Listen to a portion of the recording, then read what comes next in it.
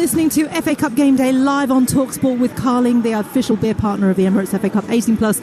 Please drink responsibly.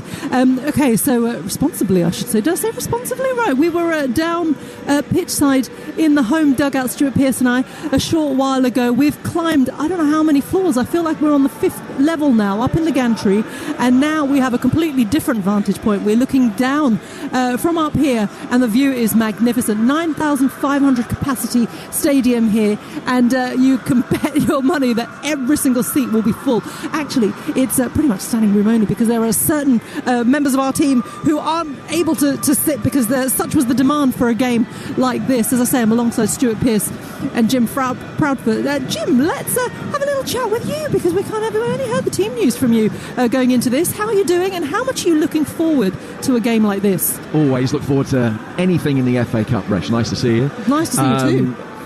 These are the games for me when it's a big team away from home, somewhere they don't normally come, and when it is a real sense of occasion. So we had it in the last round with Spurs going to Tamworth. Fortunate to be at Plymouth tomorrow, which will be the same for Liverpool's trip there, which is live on TalkSport from 3. And then here today is the same. I wasn't here for the Arsenal game back in 2011. This is undoubtedly the biggest one that they played here since then in terms of cup competition. And you can tell there's a real frisson in the air, isn't there? It's just wonderful. It is, and you know that something big is happening here. As you say, you can feel it amongst the fans. We had lovely chats down pitchside with Nigel Travers, one of the co-owners, of course, and Jordan Graham as well, a Leyton Orient player. You can hear it. I mean, this is what teams like this enjoy, because they do get a chance to pit their wits against the very best. And when you look at the very best, Manchester City, despite their recent form, they are one of them. But Orient's form has been so impressive. This is a club definitely on the up in the last few seasons. 11 unbeaten until they were beaten by Stockport last weekend. But they won't let that dampen any of the enthusiasm ahead of this one. No, and they had such a poor start to the season, so I don't think you could necessarily, certainly at the end of August, you wouldn't have looked at it and say, well, come the middle of February, they'll be in the 4th round of the Cup and they'll be in the top 6. That's the most important thing for them. They've got to try and get themselves back into the Championship, because it's a long time since they played in the top 2 tiers. I think that Richie Wellens has done an absolutely sensational job. And you talked about there not being seats to be had. There's not a balcony to be had either, because what they've done, the old Brisbane Road ground, I'm sure you're aware, they've hemmed it in by building blocks of flats in the corners. Yeah, and exactly. Everywhere you look, every window has got people hanging out of it. The balconies have got Orient flags on them. So they've done a roaring trade. They really have, haven't they? It's absolutely brilliant. Just a huge atmosphere, a huge sense of occasion. Let's just talk about the football, though, because Manchester City have made 8 changes. It's not a surprise. And we're going to see some new faces as well. But this is a competition that Pep Guardiola takes incredibly seriously, and even when you just look at the talent he has on the bench, he is going to be out here to win, as he is for every single game, not just because of the rut that they've been in, but because this is a competition that's important to Manchester City. And listen, without prejudging what we're going to see here, he has got it right. He had his fingers burnt by Wigan back in 2018, and that hurt him at the time when they went out to that goal from Will Grigg. Since then, they have played 24 cup ties against lower division opposition. He's always made changes. They have won all 24 of those games. 17 in the FA Cup, 7 in the League Cup. They've won them all, and they've scored 9 times as many goals as they've conceded. And, of course, you'd say, well, yeah, so they should look at the relative budgets and look at the resources that they've got and the comparison. OK, that's fine. But he's made changes today. We've seen the likes of O'Reilly and McAtee again, but he's picked a side to win it. And there is a big responsibility on the FA Cup this season for Manchester City. Are you surprised that Kusanov is not playing today? He had a baptism of fire in his first game. I would have thought this would be an ideal game to slot him in again, Jim. Well, unless he thinks that Kusanov is going to be starting against Real Madrid. That would be the only thing. I understand exactly what you're saying. He put him in for that game against Chelsea. It'll be interesting to see whether he gets maybe half an hour or so today. I think they're going to play slightly differently today, because I think that O'Reilly will drop in there. What we saw against Salford is that he didn't really push forward, so he was playing as an orthodox left back, But then when City had possession, Núñez went forward from right back and O'Reilly stayed in to become one of 3 centre-halves. So maybe Pep feels that the system, the personnel is better today with Vitor Reis and Diaz and O'Reilly playing as the centre-halves rather than Kusanov trying to play in that way. Maybe he feels that he's more set for a 4, but it wouldn't surprise me, maybe, depending on the fitness of John Stones, if we saw him on Tuesday night, potentially at some stage. But I think we'll probably see him get some minutes as well today. And that, of course, is a crucial subplot to this, isn't it? Because there is such a huge match coming up where, Manchester City could be out of 2 big competitions in the space of a few days. So he will definitely have one eye on that game. But when you're Pep Guardiola and you've learnt the lessons that you will have learned over the years, he will still make sure that he maintains his sense of calm and his sense of responsibility in all of them. Yeah, absolutely. Absolutely. I mean, he will see the headlines writ large. He knows what happens. He knows what this means to Manchester City's season if they lose today. They've got to get it right. They've got to get it right, as you say. But Leyton Orient, what a day for them, I can tell you. I mean, the teams are out. The Emirates FA Cup hoarding is just being taken away now after the team photos. Leyton Orient to our left. Leyton Orient to our right, I should say. Sorry, Manchester City to our left. So much going on. Brisbane Road is absolutely rocking. What a journey the O's have been. Just in this season in the FA Cup alone, they've embraced the drama. They've put up a fight. They've battled through. They've lived to tell the tale. And here they are with a glamour tie at home against the English champions. It really doesn't get more exciting than this. The last time they were in the 4th round was 2011 with a 17-year-old Harry Kane on the bench, no less. He was an unused sub that day. All the superstars today, though, are on the Manchester City bench. This is an intriguing tie. This is a huge tie. And what an opportunity for Leyton Orient to put themselves up against the English champions, Manchester City, who, of course, have a formidable run against lower league opposition in this competition. It is a huge game. It's David and Goliath. It is an FA Cup special. I'm sure that's what we're going to see today. And with all of that in mind, I'm going to hand you over to the former Nottingham Forest, Man City and England player and manager Stuart Pearce. But first, our match commentator today, Jim Proudfoot. Take it away, guys. Thank you, Resh. Well, it is one of the biggest games that Brisbane Road has seen for years. The first time in more than half a century that the O's have welcomed the current cup holders to the East End. The first in nearly 60 that Manchester City have visited here. Orient, a club who are an integral part of the football fabric with a league history that predates both Tottenham, some 4 miles to the northwest, and West Ham 2 miles to their south. It is a club whose days in the spotlight have been rare. Over the last 40 years, they've had more seasons in non-league than they have in the Championship. Indeed, they've had more name changes in the last 40 years than campaigns in the top 2 divisions. That could all change. Certainly promotion and a place in the playoffs is the number 1 priority, but what an encounter we have today. This, a season without parallel for Pep's Manchester City, making the FA Cup the competition that gives them their best chance of success in 24-25. Over the last 7 years, their record against lower division opposition's unblemished. 24 wins from 24 games. But can Orient derail them, where so many of their counterparts have failed? Orient in all red with white trim, kicking from right to left, and straight away trying to get Charlie Kelman in, down by the corner flag. It was well defended by City, waiting for the ball to just go out of play. Didn't quite have the legs to get there, and eventually Vitor Reis forced to play it. And he's put it out for a throw that will be taken by Orient down by the corner flag that they're attacking. Away to our left-hand side. An opportunity for Curry to launch a long throw inside the penalty area. It's taken an awkward flick, headed away towards the edge of the penalty area. Back he comes in from Galbraith, one-time Manchester United player. Big day for him. And then turned over the top towards Kelman, but the offside flag is up. And it's a free kick to Manchester City. Orient starting at a really good tempo, great intensity, and happy to take the game to the 7-time FA Cup winner, Stuart Pearce. Yeah, great start from Orient. They've done exactly what probably City didn't want them to do. Turn them round, put the ball over the back of their defence, chase everything, and from the long throw, obviously, get numbers in and around the box. But they'll be looking to get the crowd. There's excitement around this place as it stands, Jim, and they'll be looking to grow that if they can, Orient. Rico Lewis playing the ball forward from the right-hand side. McAtee trying to help it on. Clear down the left by Happy, and it's an excellent ball as well. Jacimi chasing after. He's got it inside the penalty area. Trying to pull it back and get away from Rico Lewis. He can't. Ortega comes out. Drops on the loose ball. Well, it's been the third time, Jim, they've turned Manchester City round and got on the other end of it, on the other side of their back line. Done exactly what they should be doing.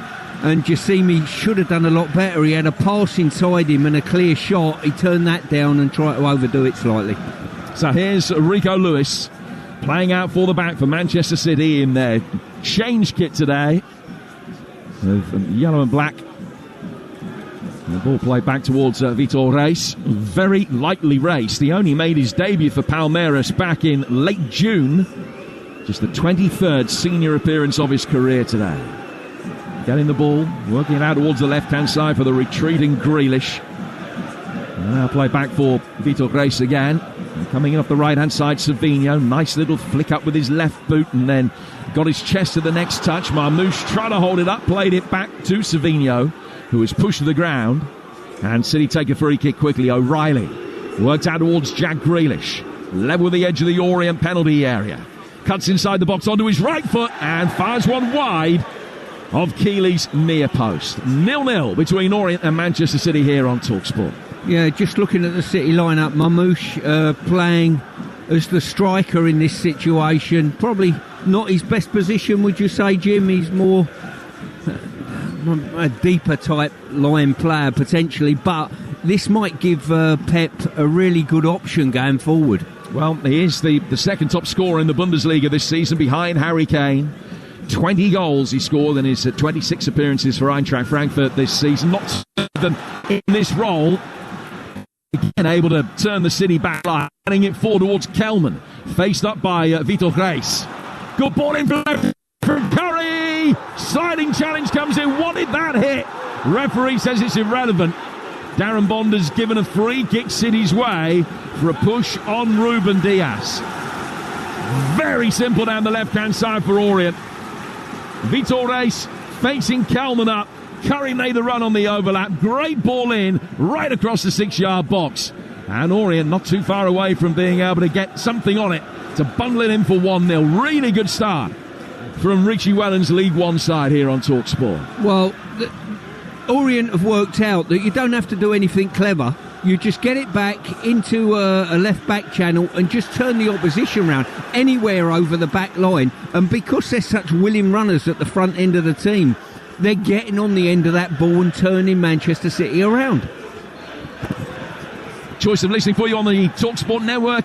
Again, right now, Leeds against Millwall, live over on Talksport 2. 6 minutes in there at 0-0. We're about 30 seconds or so behind them here. Goalless here as well, with Jack Grealish having the one shot so far, but Leyton Orient probably with the better of the play in the early stages. Lewis trying to work the ball forward.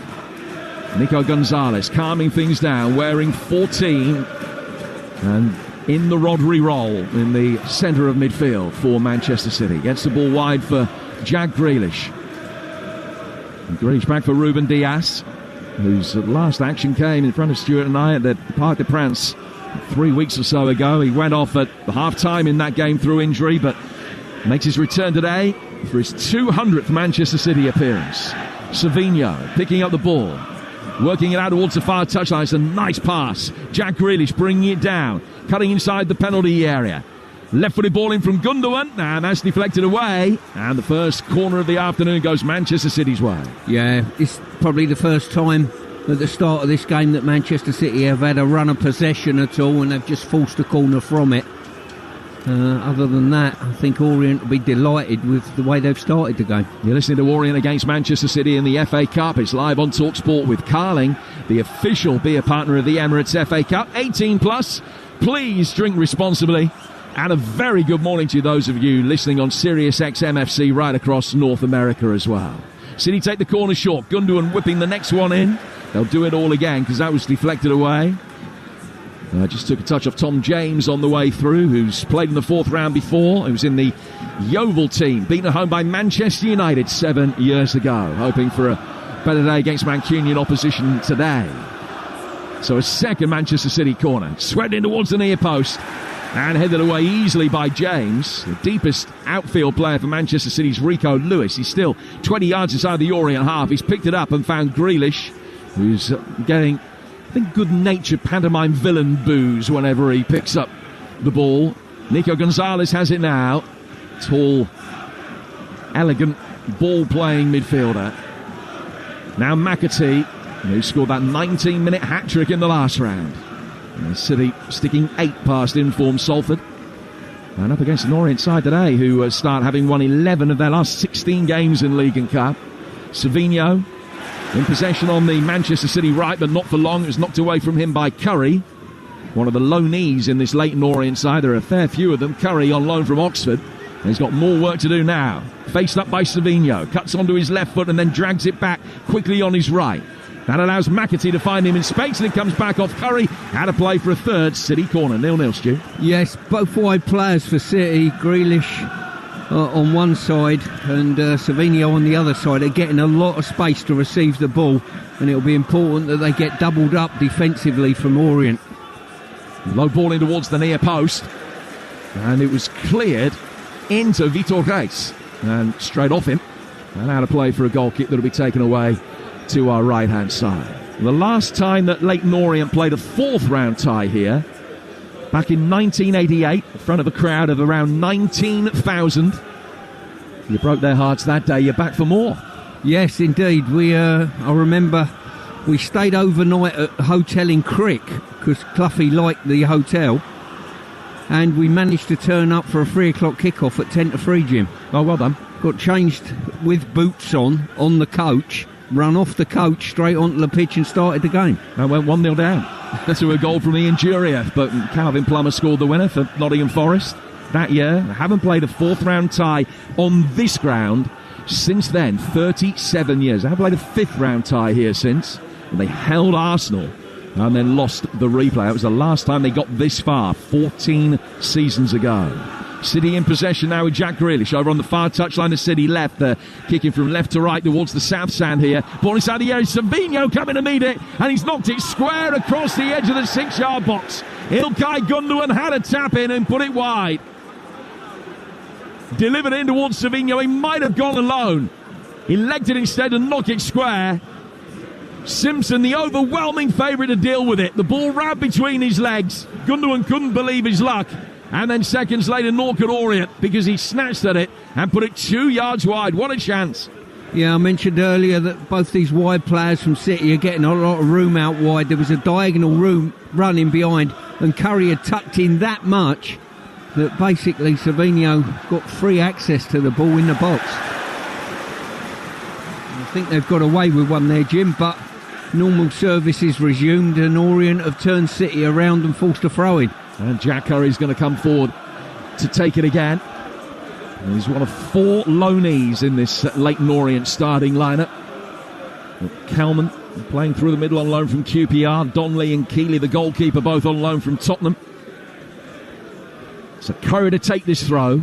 Hurled in towards the near post. It's taken a touch off Jessimi, but City can bring it away. Grealish struggling to get the ball out from underneath his feet. Rolled it forward towards Mamouche when he got it under control. It was a rumbustious challenge on him by Dan Happy to be able to knock it away and put it out for a throw, which City have made a bit of a meal of. And it's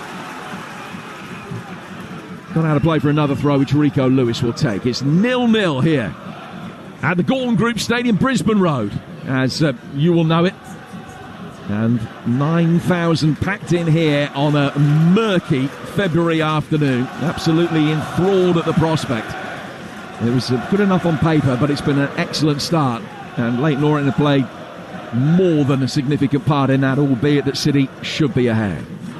Vitor Reis in possession. Rolls the ball through the centre circle. Ruben Dias, the man to his left. And now Nico O'Reilly will take over. O'Reilly, who ostensibly is a central midfielder, but when he's been pressed into first team action, he's often played in this role on the left of 3 centre halves or at full back. He's just turning through the midfield and works it back again away from Brown. City change the line of attack and get it down to the near touchline. They're right. Savinho controlling it with his first touch and then gets away from Jasimi through the penalty area. And he comes onto the left foot of O'Reilly. That shot blocked. Headed then by Happy to the right-hand side of the penalty area. Savinho waiting for the ball to drop. Curry made sure that it didn't. And then Jasimi will thrash it up the left-hand touchline to find some temporary sanctuary for Leyton Orient. Still 0-0. Yeah, Jasimi's slipped back into a defensive role to double up, but his defensive duties are so poor at the moment. Players are just nicking by him in very dangerous areas.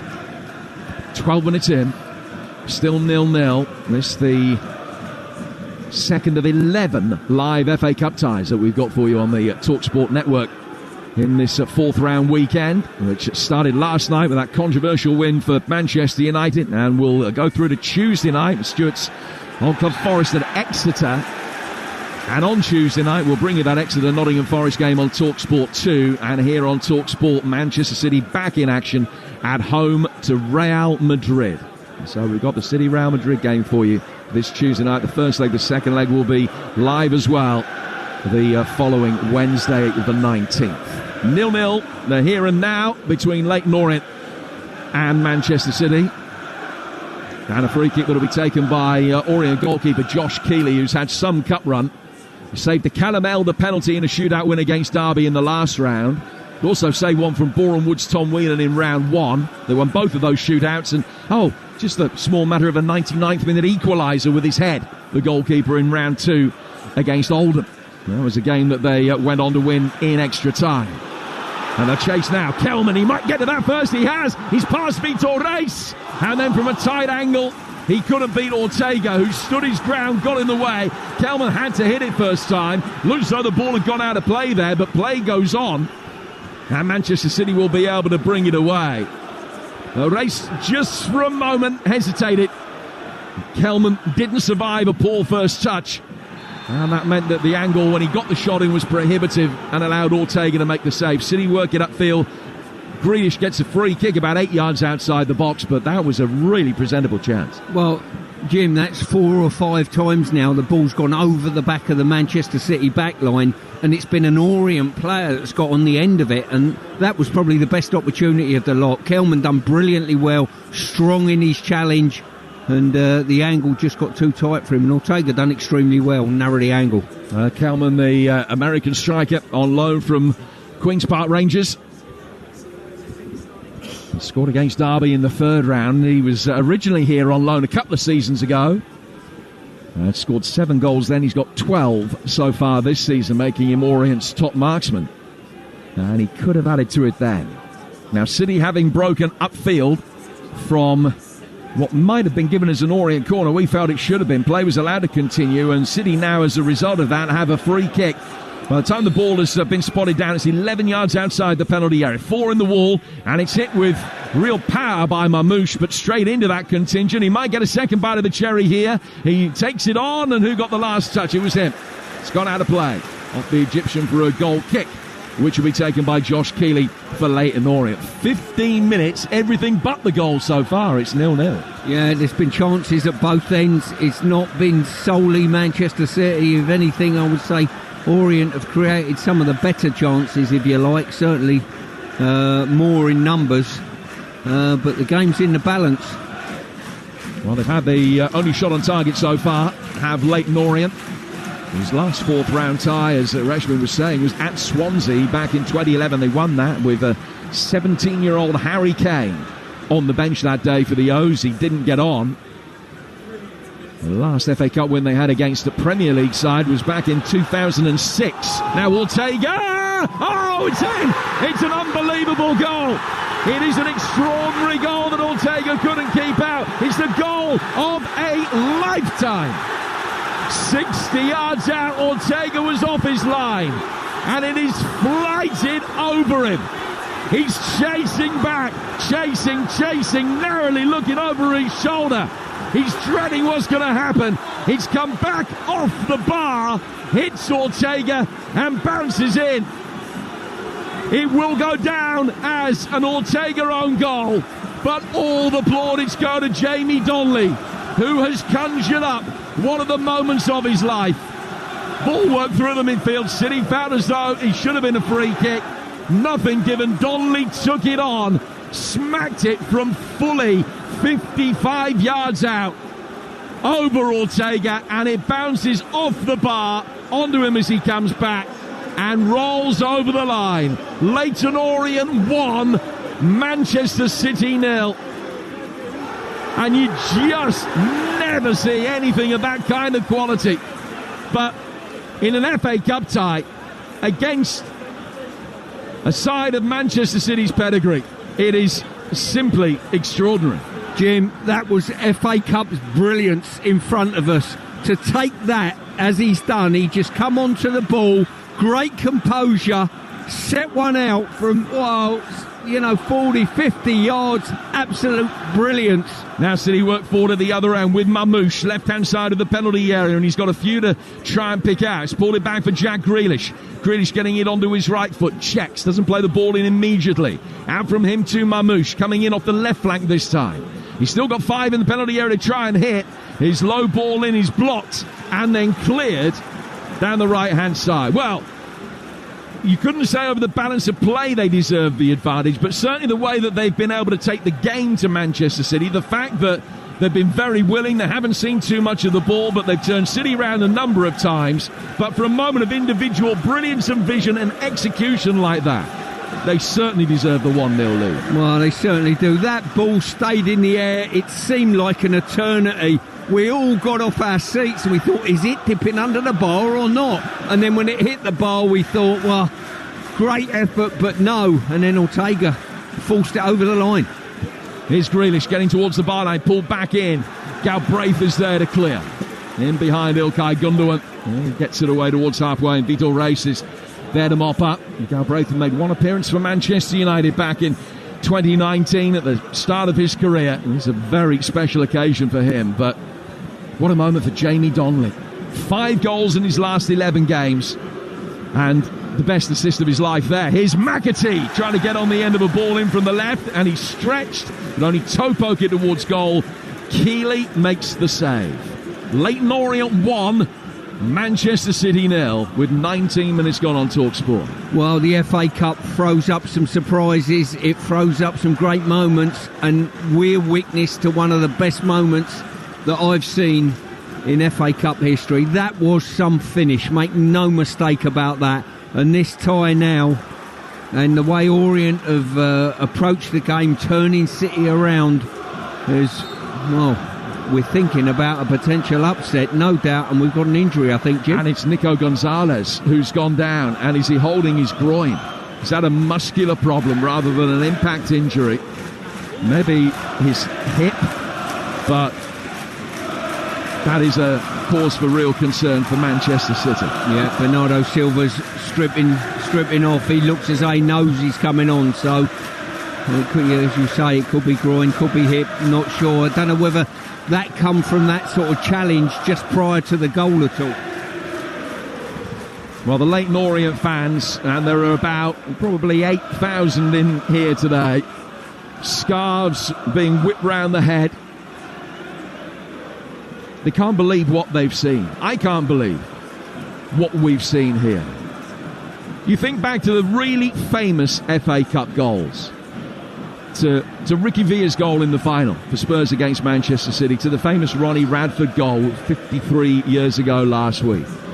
This is up there. Now, in the context of the fact that both of those spectacular goals were in a winning cause, and this one might lose something if ultimately it isn't. But if Leyton Orient go on to win this game, that is a goal that will be talked about till our dying day. That's no exaggeration. It is an extraordinary moment of FA Cup history that you heard live here on Talksport. Donnelly picking up the ball, and Ortega knew straight away as soon as it was hit that he was really struggling.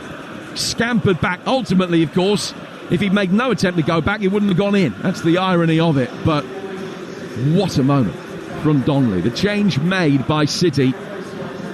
And as some of the Orient fans in the South Stand do, a sarcastic Poznan aimed at the Manchester City travelling support. Gonzalez's City debut ends just 21 minutes in. And he's replaced by Bernardo Silva. City must wonder, and their fans must wonder exactly what they've done to, a goal down here, new signing, gone off injured in 20 minutes. And incredible, really. And the Poznan from the Orient fans, who have got a replica of the FA Cup aloft as well in the stand. What a day. Well, we've seen one of the great FA Cup goals. We're privileged to witness that firsthand. Are we so going to see one of the great FA Cup wins? Kelman, Vitor racing really strongly on him. And then brought down beautifully in the midfield by Brown. He shipped it over the top. The flag is up from Sean Massey Ellis. I beg your pardon, over on the far touchline. Jacimi just made his run a little bit too early. Free kick taken. City trailing by a goal to nil. We've talked about those 24 successive wins that they've had in cup competitions against lower division opposition. They've only conceded 11 goals in those 24 games. Not got a bad record coming back from 1-0 down this season. In fact, in the league, they've won as many games from 0-1 as they have lost. But they weren't expecting to have to do this one the hard way. They're in possession now. Worked out towards Savinho, right in front of us. Our vantage point about 5-6 yards into the half that Manchester City are attacking. Savinho taking the throw. Back from him to Lewis. Lewis to Vitor Reis, and now to Ruben Dias. And City trail here at Leyton Orient by a goal to nil. It's amazing when you try to identify how good the goal was, Jim, but literally the composure of the finish, from the distance of the finish. I thought to myself, what are you doing taking a shot on that early? You overload City, you've got every chance of breaking away. It was just brilliant. Savinho. Oh, he's drilled it. He tried to play a crossfield ball towards Grealish, and he's whacked it right into the face of Jacimi from about a yard away.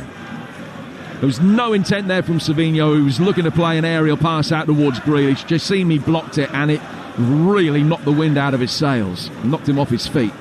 It's okay, he's going to be able to continue, but referee Darren Bond immediately had to stop play. Now Jacimi will first of all be treated, and they'll go through all the concussion protocol as well, which gives Manchester City a time just to not regroup necessarily, but just try and consider exactly how things need to change, and particularly in the light of Bernardo Silva coming on to replace Nico Gonzalez as well. Jim, what would be a concern for me with City, and has been for months, balls over the top of your back line. The opposition cannot get onto it as readily as Orient, a League One side, are doing to you now. We've seen it time and time again with other teams, better teams than Orient, without any disrespect. But Orient, they've done their own work and say, you know what, every time we put it in behind them, if you're prepared to run, we'll get there first. That can't be right. And part of it is the way that the City are lining up. And we talked about the 3-2-4-1 formation that they like to employ. So O'Reilly stays in on the far side, but Rico Lewis on this near side doesn't. He will make those diagonal runs into the heart of midfield. And in doing so, he's leaving the space. And Vitor Reis, the debutant, is having to come across and cover that. And that is where they're getting in. They're trying to play the ball basically over him for Kelman or Jacimi to run onto. And it has been very effective. Jacimi's okay, he's back on his feet, he's not back on the field as yet. A free kick taken by City from the restart, worked out towards Jack Grealish, down by the dead ball line. Grealish back in by O'Reilly. Bernardo Silva's touch wasn't the best. And Orient are able to get it away over on the far touchline with Sonny Perkins, who has a little bit of Premier League experience from his days at West Ham.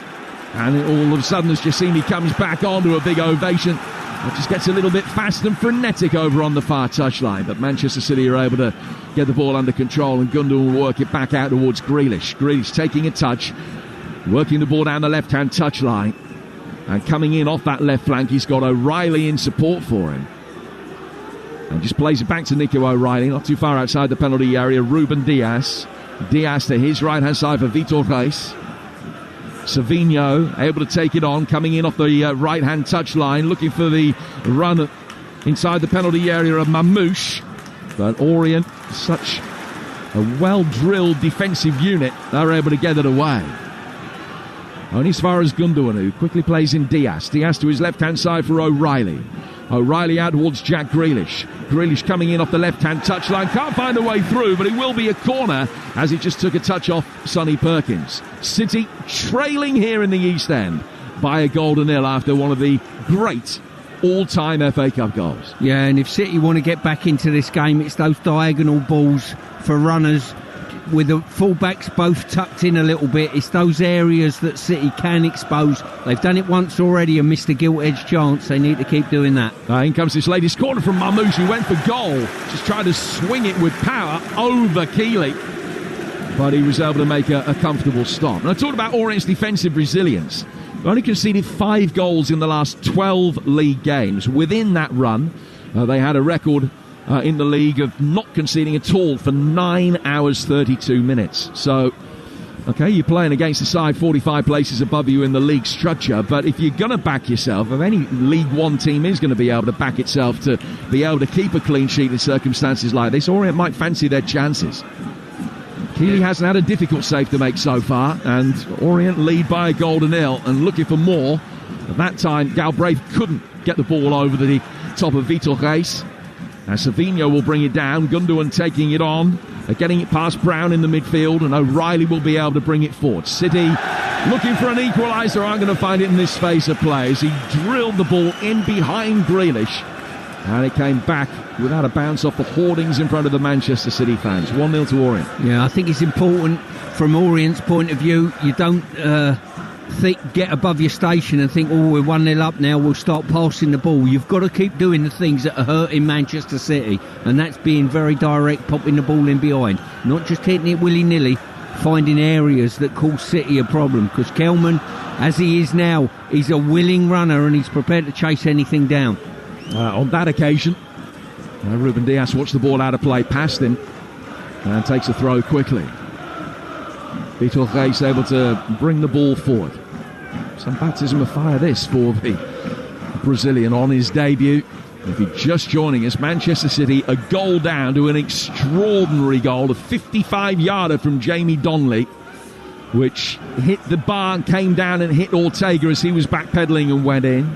Officially an Ortega own goal. And City have also lost debutant Nico Gonzalez to injury. McAtee, left-footed crossfield ball from him is a beaut. Brought down by Grealish. Silva!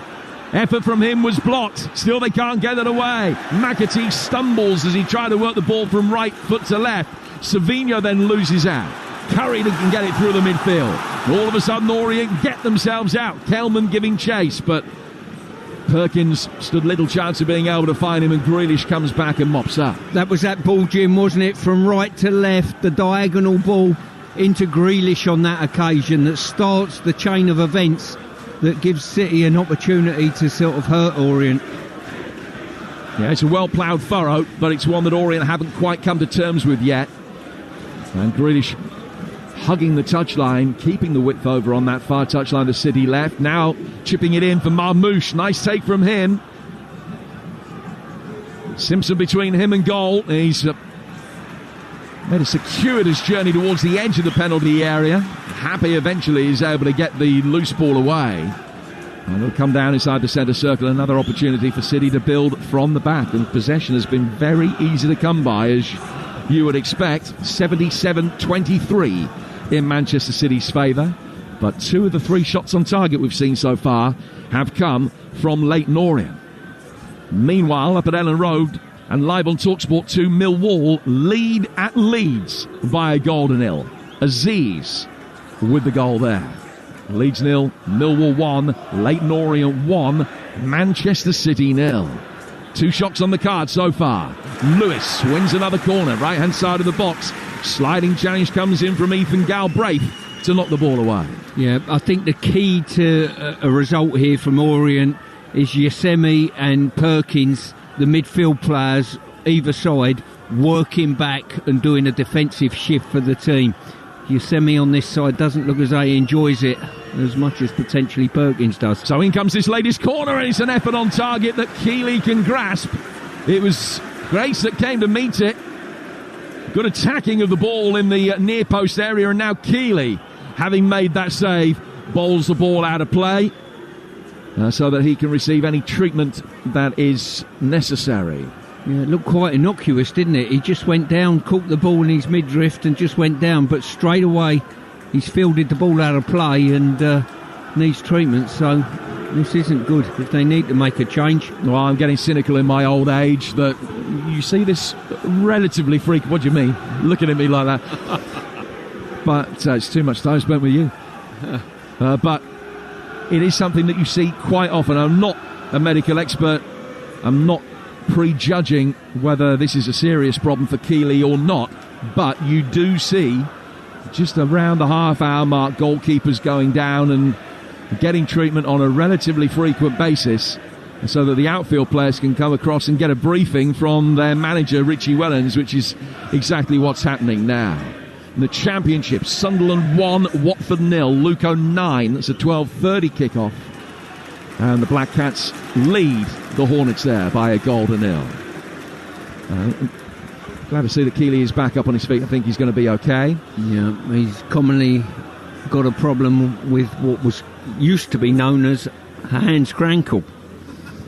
I'm not sure what it's colloquially known as nowadays, the ankle. Probably not the hands. Certainly his hands. Hey, what? He's okay. He's going to be able to continue. Coming up later on Talksport. After us, Adrian Durham with all the goals as they go in from the FA Cup fourth round, which has already got a fair bit to live up to, and the EFL as well.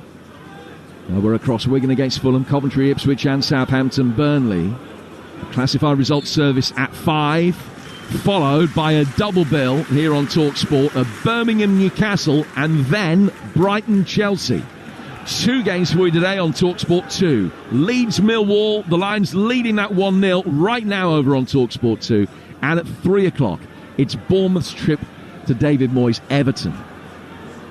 Plenty more tomorrow. I'll fill you in with what is coming up then before half-time. Orient from the restart almost made a mess of playing out from the back and gave it away. It was a good interception ultimately by the fullback Jones that stopped it being a significant problem. And now it's a free kick that City have won with a foul on Vitor Reis. And a City free kick that they've taken quickly with Bernardo Silva. There's an urgency about City. They need to have an urgency because they're 11 minutes away from a half-time deficit. Yeah, they are, and I'm not sure one or two of their players are enjoying the physical nature of this game. I'm really not. And when you're chasing a goal as well, that compounds the issue. You've got to do all the dirty things well. We know the talent in the ranks. We know you can pass the ball. We know you're clinical, but you've got to do the dirty stuff as well. Ruben Dias playing the ball to his right-hand side for Vitor Reis. Down towards Savinho again, who controls the ball on the touchline and then makes a darting run back inside. He's followed every step of the way and didn't square up to Donnelly, but clearly felt as though the physical attentions of the man on loan from Spurs just went over the line a little bit, and there were words exchanged once he played the pass. Ruben Dias is in possession for Manchester City, trailing here on Talksport by a goal and an Ortega own goal, for which Jamie Donnelly will receive every plaudit in the book. Savinho's got it now, faced up by Curry. Can't make a sliding challenge to win it back. Then Jacimi tries to do exactly that, and he's fouled him. So a free kick to Manchester City near the corner of the penalty area as they look for this equalising goal. Here's Stuart Pearce. Yeah, Jacimi there just dropping back. He's got into a good position.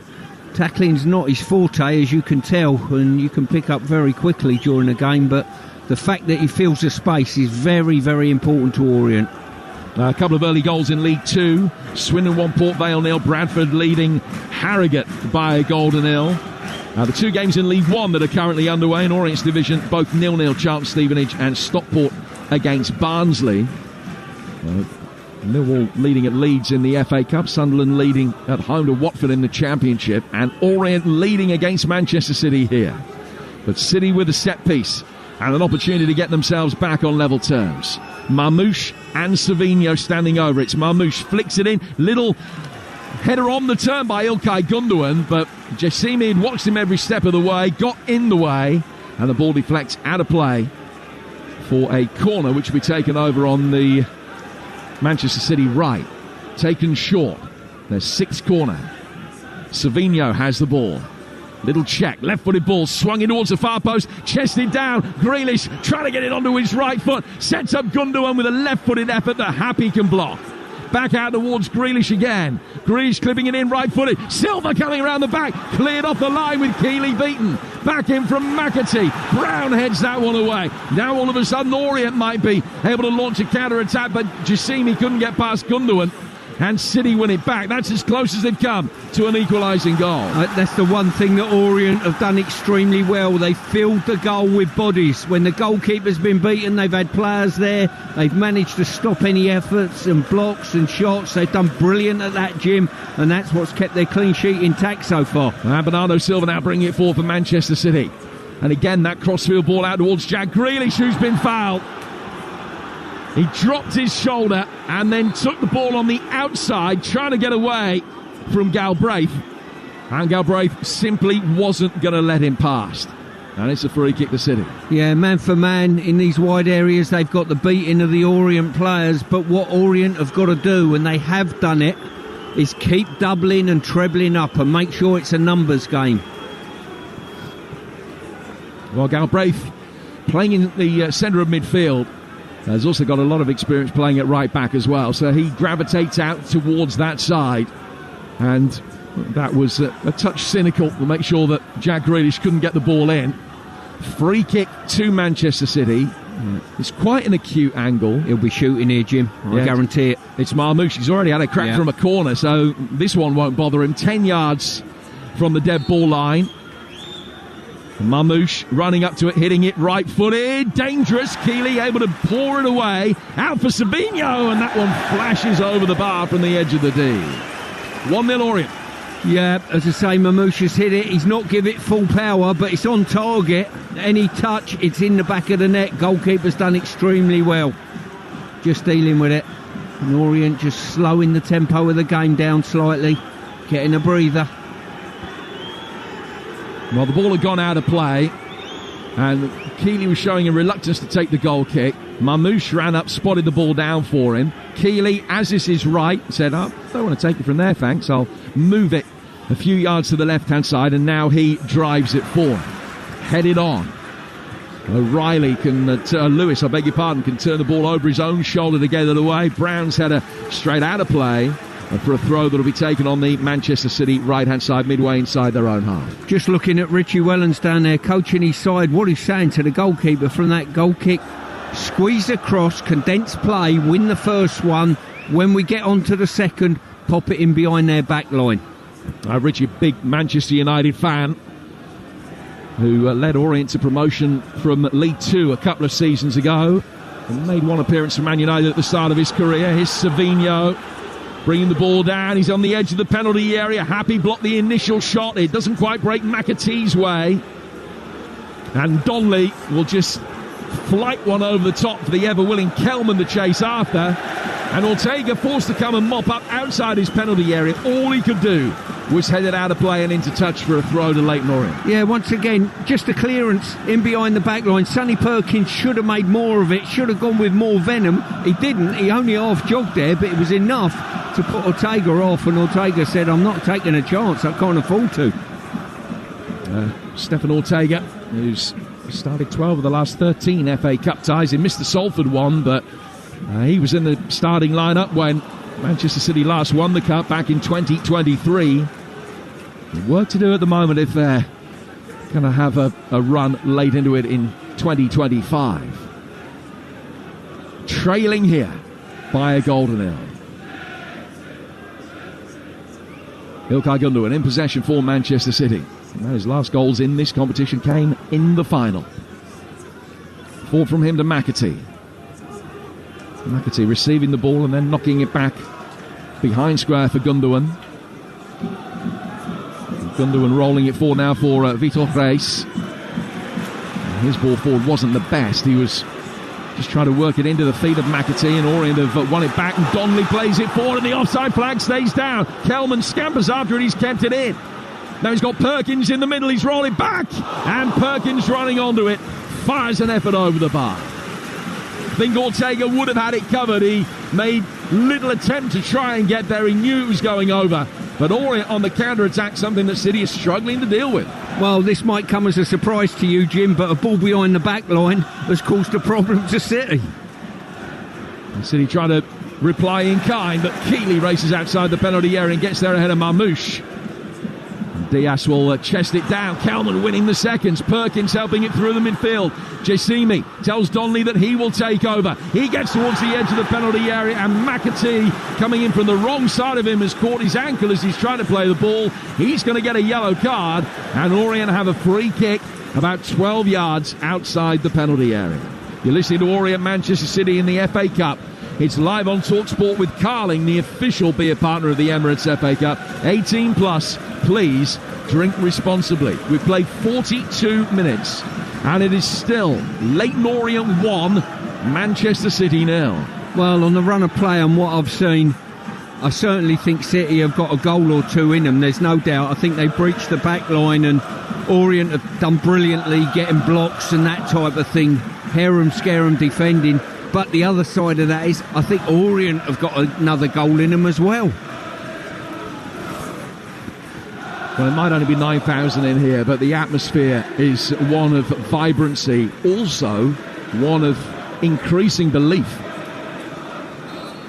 Well, what can Orient muster from here? It's a push by Diaz before the free kick is taken. Jessimi and Diaz looked at each other, and then the hands came out from Ruben Diaz and just shoved Jessimi to the ground. Now, the ball wasn't in play, so it's not a penalty. Now, the referee just has a word with the pair of them. It was needless from Diaz. James standing over this. A right-footed ball in from him towards the far post. Vitor Reis with a really good defensive header. Just glanced it away. Brown misses his challenge. And a chance for City to bring it forward up the near touchline. McAtee just hesitated for a moment, and that allowed Jessimi a chance to come across and put it out of play for a throw. Yeah, brilliant defending there. Three players got across. Simpson, Jessimi, I think it was Galbraith, got across, done brilliantly to crowd out the counter-attack. Bernardo Silva in possession. Grealish made the run. It looked as though he was going to be able to get in behind James, but Silva didn't play the ball immediately, and that's what it needed, because otherwise he'd have been offside. So City work it slightly more conservatively down towards Lewis. Now Savinho's going to take over on the right-hand touchline, and he has won a throw. And across comes Jack Simpson to cover. Simpson, who made a dozen or so Premier League appearances for Bournemouth, the first two of those, both against Manchester City. Didn't win either of those, but he's on the winning side here at the moment. Diaz making his way forward for Manchester City, and was expecting O'Reilly to travel with him.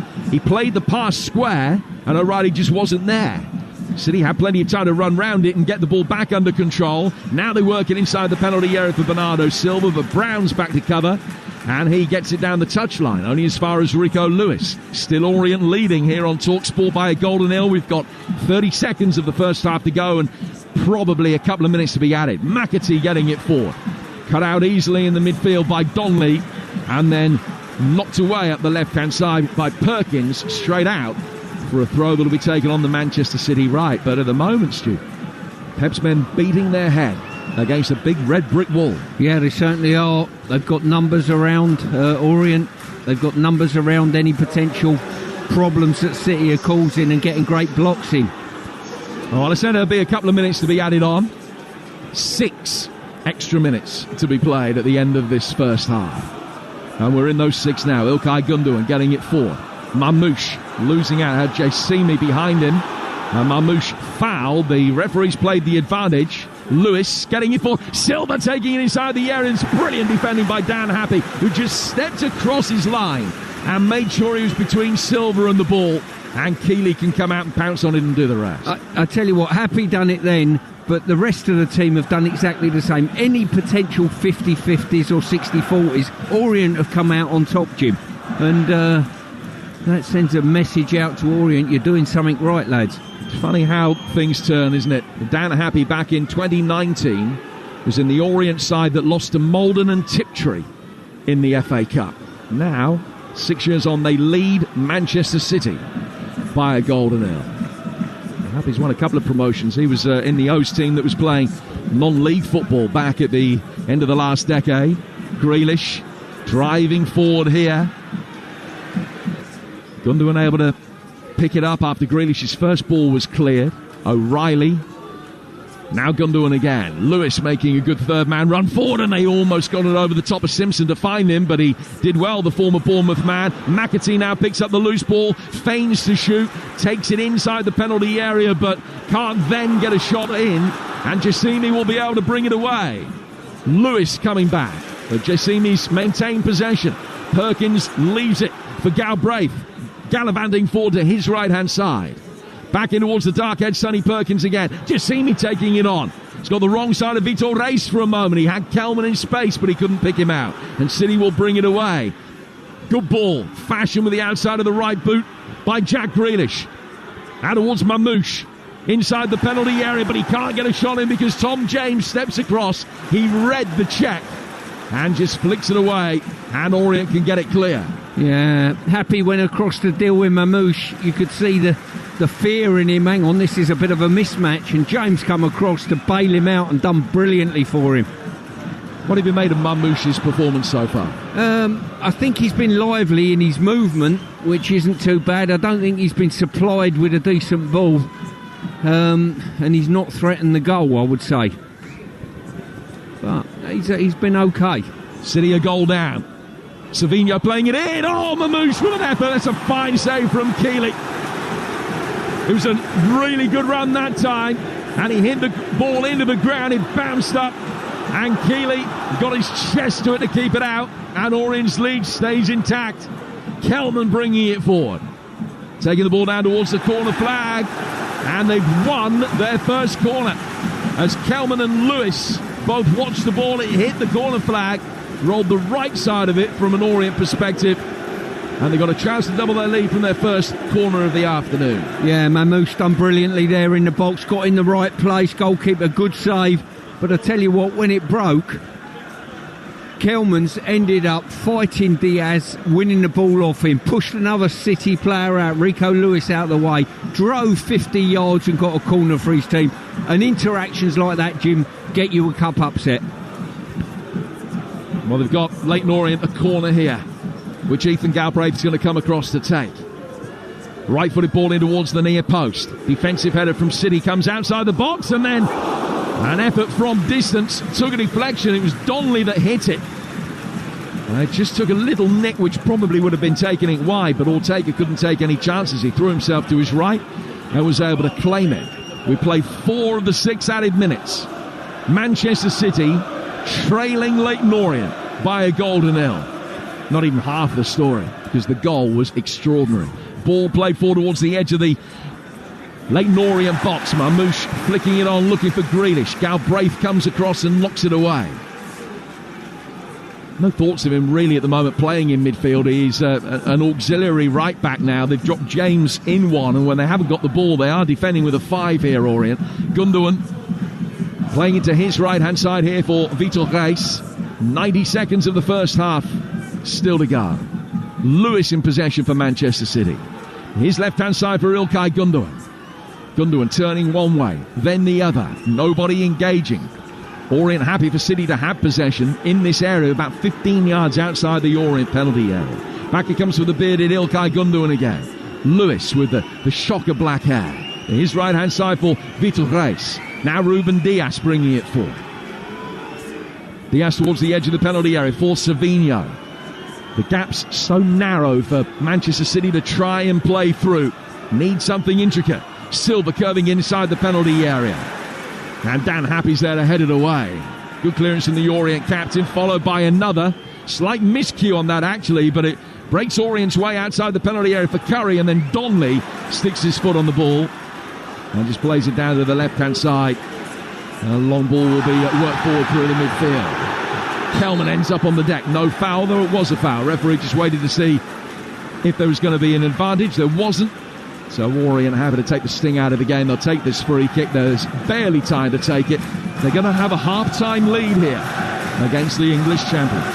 Well, Kelman's worked brilliantly there. Great hold-up play by him.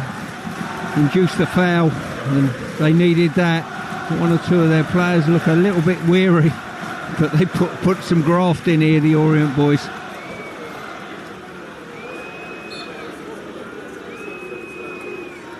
Keeley's going to take this free kick. This will be the last action of the first half. He swung it forward, and it is a standing ovation for Leyton Orient. 6th in League One. They lead Manchester City, the English champions, by 1-0. A goal to die for.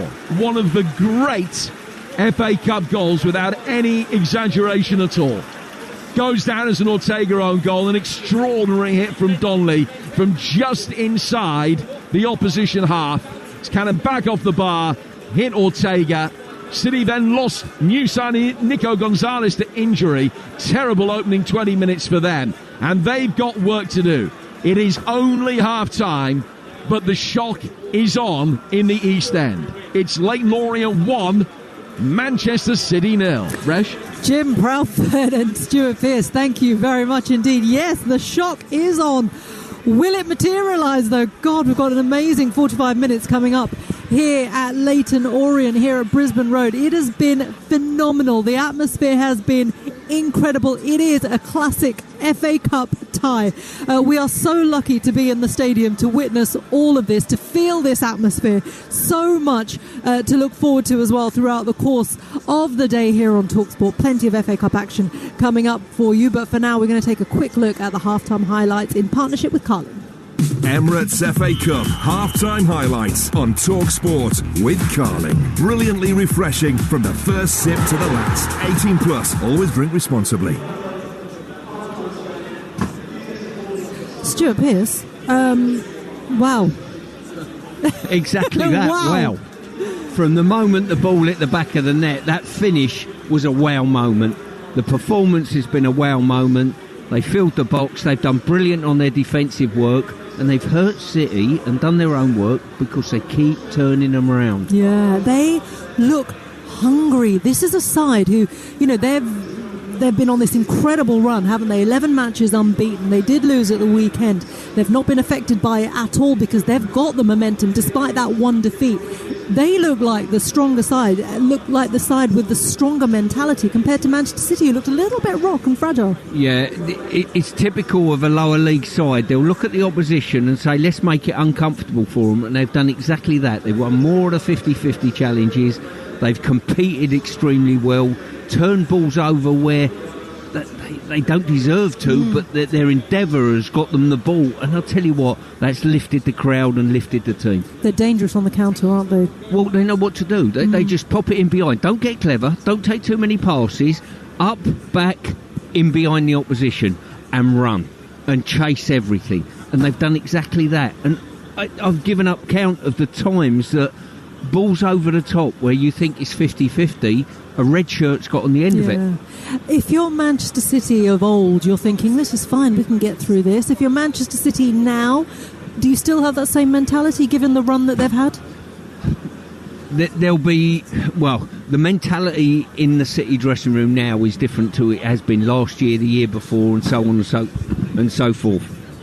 So, yes, there's a multitude of thought processes going in there. What I would say is they've breached Orient's backline on a few occasions. The goalkeepers made good saves. The defenders, more especially in midfield players, have filled areas in the box.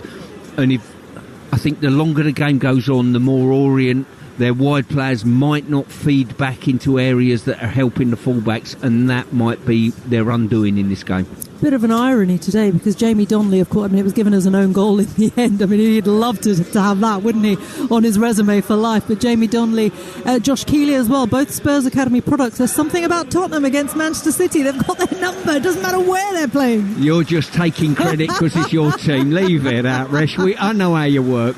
Listen, it'll be the biggest travesty in football if that's given as an own goal. It will be, we know that. It has been, but I tell you what, it was just brilliant.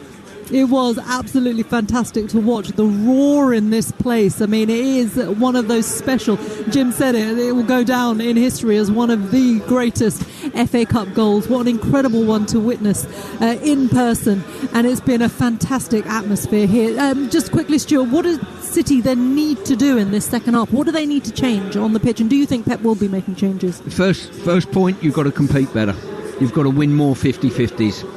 Secondly, these diagonal balls that they're playing, they're getting players in. They've got to narrow off They've got to get the ball into the wide areas quickly, and from there, something's got to fall for them in the box. At this moment in time, every time they've had a clear sight in a goal, a red shirt's come from nowhere and got a block, or the goal is in the right place. I've got a feeling that first 10 minutes are really important in the second half. I think if City get a goal, then they could go and win this 3 or 4-1. And it is it's the energy and the endeavour, isn't it, in that second half? It's kind of, at the end of the day, it's who can survive and be the stronger of the two going into those final moments. And it's the energy and it's the passion, but the crowd are bringing the energy here, Stuart. They certainly are. They'll roar this team on as long as they're in the game. They'll roar this team on right to the end. The crowd have been brilliant and probably brought a smile to my face, I've got to say. They've hit the back of the net, they've scored their goal, and the section to our right-hand side are doing the Poznan, right next to the City faithful that have travelled down here. And it's just comedy, really. It brilliant. Is, and that's exactly what this competition is about. It's about the passion, it's about the potential for the upset, and it's about the lower league sides just having a bit of a go with the big guns. Pre-match, as soon as Man City came to warm up, they were shouting, "Who are you? Who are you?" which is brilliant. The atmosphere has been absolutely incredible. I'm sure the second half will be much of the same. That was all thanks to Carling. 18 plus. Please drink responsibly. Emirates FA Cup half-time highlights on Talksport with Carling, the official beer partner of the Emirates FA Cup. 18 plus. Always drink responsibly. Yeah, well, it was what you'd say was unthinkable, wouldn't it? Be Leyton Orient taking the lead against Manchester City in the 16th minute. It goes down as a Stefan Ortega own goal, but Jamie Donnelly had his say in that. What a strike that was for him. And at half-time, it is Leyton Orient who take the lead, 6th in League One, up against the Premier League champions. But it is the lower league side who have the advantage going into this half-time. A huge 45 minutes coming up after this. The Emirates FA Cup, live on Talksport with Carling. What a drive, what a goal! Oh, yes! Brilliantly refreshing from the first sip to the last. 18 plus, always drink responsibly. The TUI sale is now on. Book today and save up to £300 per booking. Holiday, here we come. Lock in your getaway with a £0 deposit when you spread the cost by direct debit. Holiday deal? Sorted. TUI. Live happy. Atoll and ABTA protected. Booking T's and C's apply. Selected departures. Minimum spend applies. Direct debit minimum 26 weeks from departure. See website for details. It's Valentine's Day this Friday, and Euro Millions is guaranteeing 14 brand spanking new UK millionaires. So our fabulous winners can take their special someone here. Ooh, delightful. Or here. Or here. If that's your sort of thing. Euro Millions from the National Lottery. Play on app. Meow. Account terms, rules and procedures apply. Players must be 18 or over.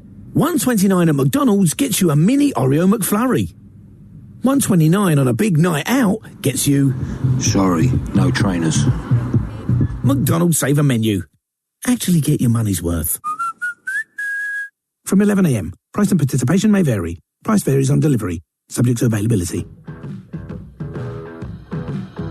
With a Travis Perkins trade account, you open the door to big trade deals every single month, right through February. Get structural OSB boards from just £14 per sheet for 11mm and £19 per sheet for 18mm. Join the club and get this and other big trade deals this February with your trade account. Travis Perkins, doing what matters for the trade. All prices exclude VAT at 20%. We all live different lives, which is why at Toyota, we have an electrified vehicle to suit everyone. Get great offers across our range, whether hybrid, plug-in hybrid, or all electric. At Toyota, every choice counts. Visit your nearest Toyota centre to find out more.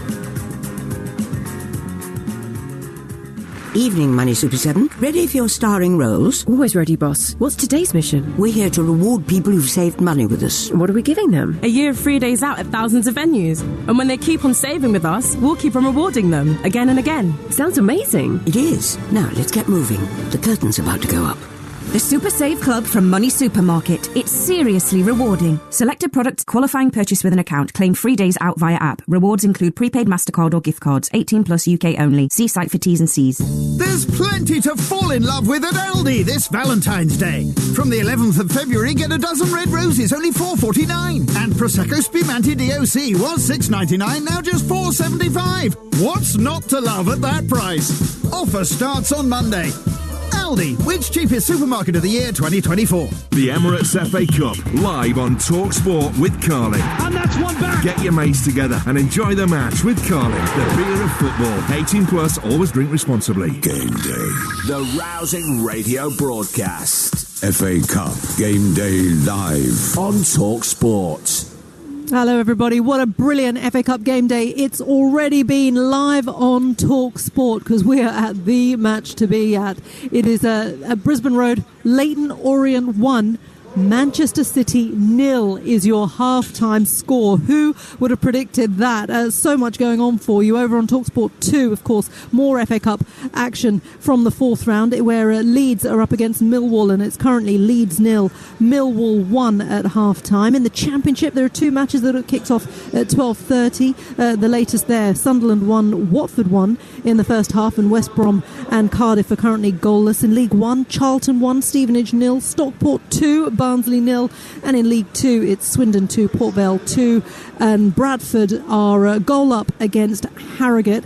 And we're also into the second half. In the Women's FA Cup fifth round, it is Aston Villa 3, Brighton 1. That one was a midday kickoff. Okay, FA Cup weekends are just brilliant, aren't they? If you're a football fan, how could you not be? How could you not enjoy what the weekend, what this amazing competition has to offer? And it doesn't end here, of course. So much coming up for you throughout this FA Cup weekend, live on the Talksport network. And following us at 2:30, Adrian Durham will be taking you around the grounds with all the goals as they go in the FA Cup and EFL. Actually, you might be on a little bit earlier than us, earlier than 2:30. Adrian, you're at St Mary's for Southampton against Burnley. First of all, before we talk about that, how much have you been enjoying this one? It's been brilliant. The build-up was superb, and you kind of set the scene. This was really special. Loads of Orient guests, and you fell in love with the club a little bit. And then that first half, they only go and take the lead. So it's just been a magnificent story. And I'm not sure. I think I might actually just pack up and go home, because I'm not sure we can top what's happened in that first. That goal going in. I mean, is there anything else that can be better than that this weekend, regardless of what the score's going to be? And I do think Orient have got a great chance, because people keep messaging me saying, oh, no, City will get back into it. City are fine. City will finish second. City are terrible this season. They're truly unrecognisable from last season. And he's gone and picked a team with Real Madrid in mind in midweek. Nico O'Reilly is a good player, but he's not a left-back. I can't believe the team he's picked, Pep Guardiola. I think, but with those players, they should be beating a side that's sixth in League One, even though Orient have been on a great run. But what a magnificent story. But it's an incredible story, as you say, even regardless of the result, regardless of how it ends up. It's just been a fantastic morning. And it's funny because you think, City will come back into it, but that was City of last season. We don't say that about this City because we've waited for those moments and it hasn't happened, which makes this one even more intriguing. I can tell you Manchester City are the first ones out on the pitch. Leyton Orient nowhere to be seen at the moment. They know what a huge job they have to do, and as you say, Leyton Orient, they have such momentum, such passion and belief at the moment. They don't look like a side that are playing in League One. They don't look scared at all to face this Manchester City side, which is why it is so intriguing. Honestly, Adrian, it's been a fantastic morning. Really, I'd say as well, Richie Wellens, I've got to know quite well over the last couple of years, and he's an incredibly smart operator. People look at his time at Salford and they wonder why it went wrong. Well, it went wrong because of the owners, not because of Richie Wellens, and he's proving what he can do at Leyton Orient now. He really is an operator who should be higher up in the 92. Very quickly, I think this should lead to a law change about those own goals. That shouldn't go down as an own goal. Should not. That should be a law change based on this game. I completely agree with you. Jamie Donnelly absolutely deserves to have that on his CV going forward. The Leyton Orient players are out, so we are going to go to the second half very quickly. Just quickly, you're at St Mary's for Southampton against Burnley, which is quite intriguing because these two could be swapping divisions by the end of the season. And Everton against Bournemouth is live on Talksport 2 at 3 p.m. Well, I don't know if it'd be a shock if Burnley win it, because there's only a couple of places between them in the 92. But Burnley, I hear, have gone strong this afternoon. We'll get the team news for you as and when, but it could be a Premier League side going out. But around the grounds, all the goals as they go in, it should be a cracking afternoon. It should be a brilliant one because so far it's been an absolutely cracking morning, a breathtaking one, and the second half is about to kick off. City will be on the ball. I'm going to hand you back to our comms team, Stuart Pearce, but first Jim Proudfoot. And City have made a double change at half-time, bringing Stones on, and they've also brought Kusanov on. So Vitor Reis and Diaz are the two players that have made way. So John Stones in possession here on the left of the two centre-halves, or when City have possession, it's three centre-halves, so Stones in the middle of the three. Kusanov to his right. Abdulkadir Kusanov making his FA Cup debut, the Uzbeki international that they signed from Lens for £34 million. So City have already made three of their changes. They're in possession here. Kicking from right to left towards the north stand here at Brisbane Road in the drizzle of a murky February afternoon. Now winning the first free kick of the second half as Lewis was given a push. Back on his feet, taking it quickly, finding Gundogan. Gundogan working it now towards the Manchester City right-hand side for Savinho. And he goes out for a City throw. Stuart, this the fourth successive game that Manchester City have played in which they have conceded the first goal. That is becoming a worrying habit for them. Now they've got plenty of work to do here. Ball played forward towards Mamouche. Right-hand side of the penalty area, gets his shot away. But so easy for Keeley just to dive onto it and make a comfortable save. 90 seconds into the second half. It's still Leyton Orient 1, Manchester City 0. Yeah, as you rightly say, Jim, not only are they conceded early goals, they're also losing leads as well over this few months period where things have looked a little bit shaky. There's all elements of the game that have been a little bit dicky. So what are your thoughts on the two changes at centre-half at half-time? Well, to be fair, Kusanov had a baptism of fire, was really shaken against Chelsea, and I think, to be quite honest with you, if Orient can keep turning him round, potentially, I think John Stones is better suited to deal with what's coming this next 45 minutes. He'll understand that, but Kusanov maybe not so much. I don't know whether Pep thinks he's good enough, what he's got to chase the game late on if he needs to. He'll have an eye on the midweek fixture as well, which is so important for City. But more importantly, today is the most important fixture. Well, he's got two changes left at his disposal, Pat, and he can still bring on De Bruyne, Akanji, Nunes, Foden and Mabama. City are in possession. And Ilkay Gundogan's got the ball. Bernardo Silva making the run forward, and he's done well to bring the ball down with his left foot. It was the right pass, just a little bit over hit. And he got the toes of his left boot to it, but it just rolled away off him and goes through to Keeley away to our left-hand side. 3 gone second half, 1-0 to Orient. Yeah, that's the ball, Jim, that I keep on about, that'll unlock Orient if they're not careful. And once again, diagonal ball from right into left. And first contact by City and Silva. Nice, a nice ball from Galbraith. Down towards the Leyton Orient right-hand side. Picked up by Sonny Perkins. Galbraith running onto it. Great ball in from him. And Kusanov with a vital touch. Just got it out of Kelman's path as he slid in looking to make it 2-0. Really perceptive ball in from the Leyton Orient right-hand side. Only inches away from finding its target. Well, it was Galbraith there. What a pass that was by him. And we thought that was going to unhinge that back line. Now Savinho at the other end. Great challenge coming in to beat him. It was Curry that made it. And Jacimi will lay it back to him over on the left-hand side. He's turned the ball to Donley, who got himself into a little bit of trouble for a moment. But Orient's first half hero is able to get it away. The man that scored, or all but scored from 55 yards, forced the own goal off Ortega and then cleared one off the line in the last 10 minutes of the half as well. Grealish coming in off the left flank. Galbraith follows him. Galbraith able to stop and buy himself a couple of yards of space. Rolls it forward towards O'Reilly. Grealish has it again. It's 10 yards outside the penalty area. Perkins dropping in. It's such a condensed defensive formation that Orient are employing. Difficult to try and find any space for Manchester City when they're in central areas. There's space over the top, all from out wide. And O'Reilly that time tried to ease the ball down the inside left channel, thinking that Grealish was going to read it and would be able to spin onto it. But he didn't read it, and it's probably overhit anyway, and it goes through for Keeling. Yeah, I don't think it was a bad option. There is no doubt about that. Brown with the long ball forward. Kelman chasing after it again. Holding it up, laying it to his right-hand side for Galbraith. Northern Ireland International bringing it forward, then finding Brown. Perkins will take over. Work by him to Donnelly in the midfield. Now back by Brown to Happett. Here's Tom James, chipped over the top, and O'Reilly, well, he just watched it drift over his shoulder, I think sensing that the offside flag was going to come up. It didn't, because City maintained possession.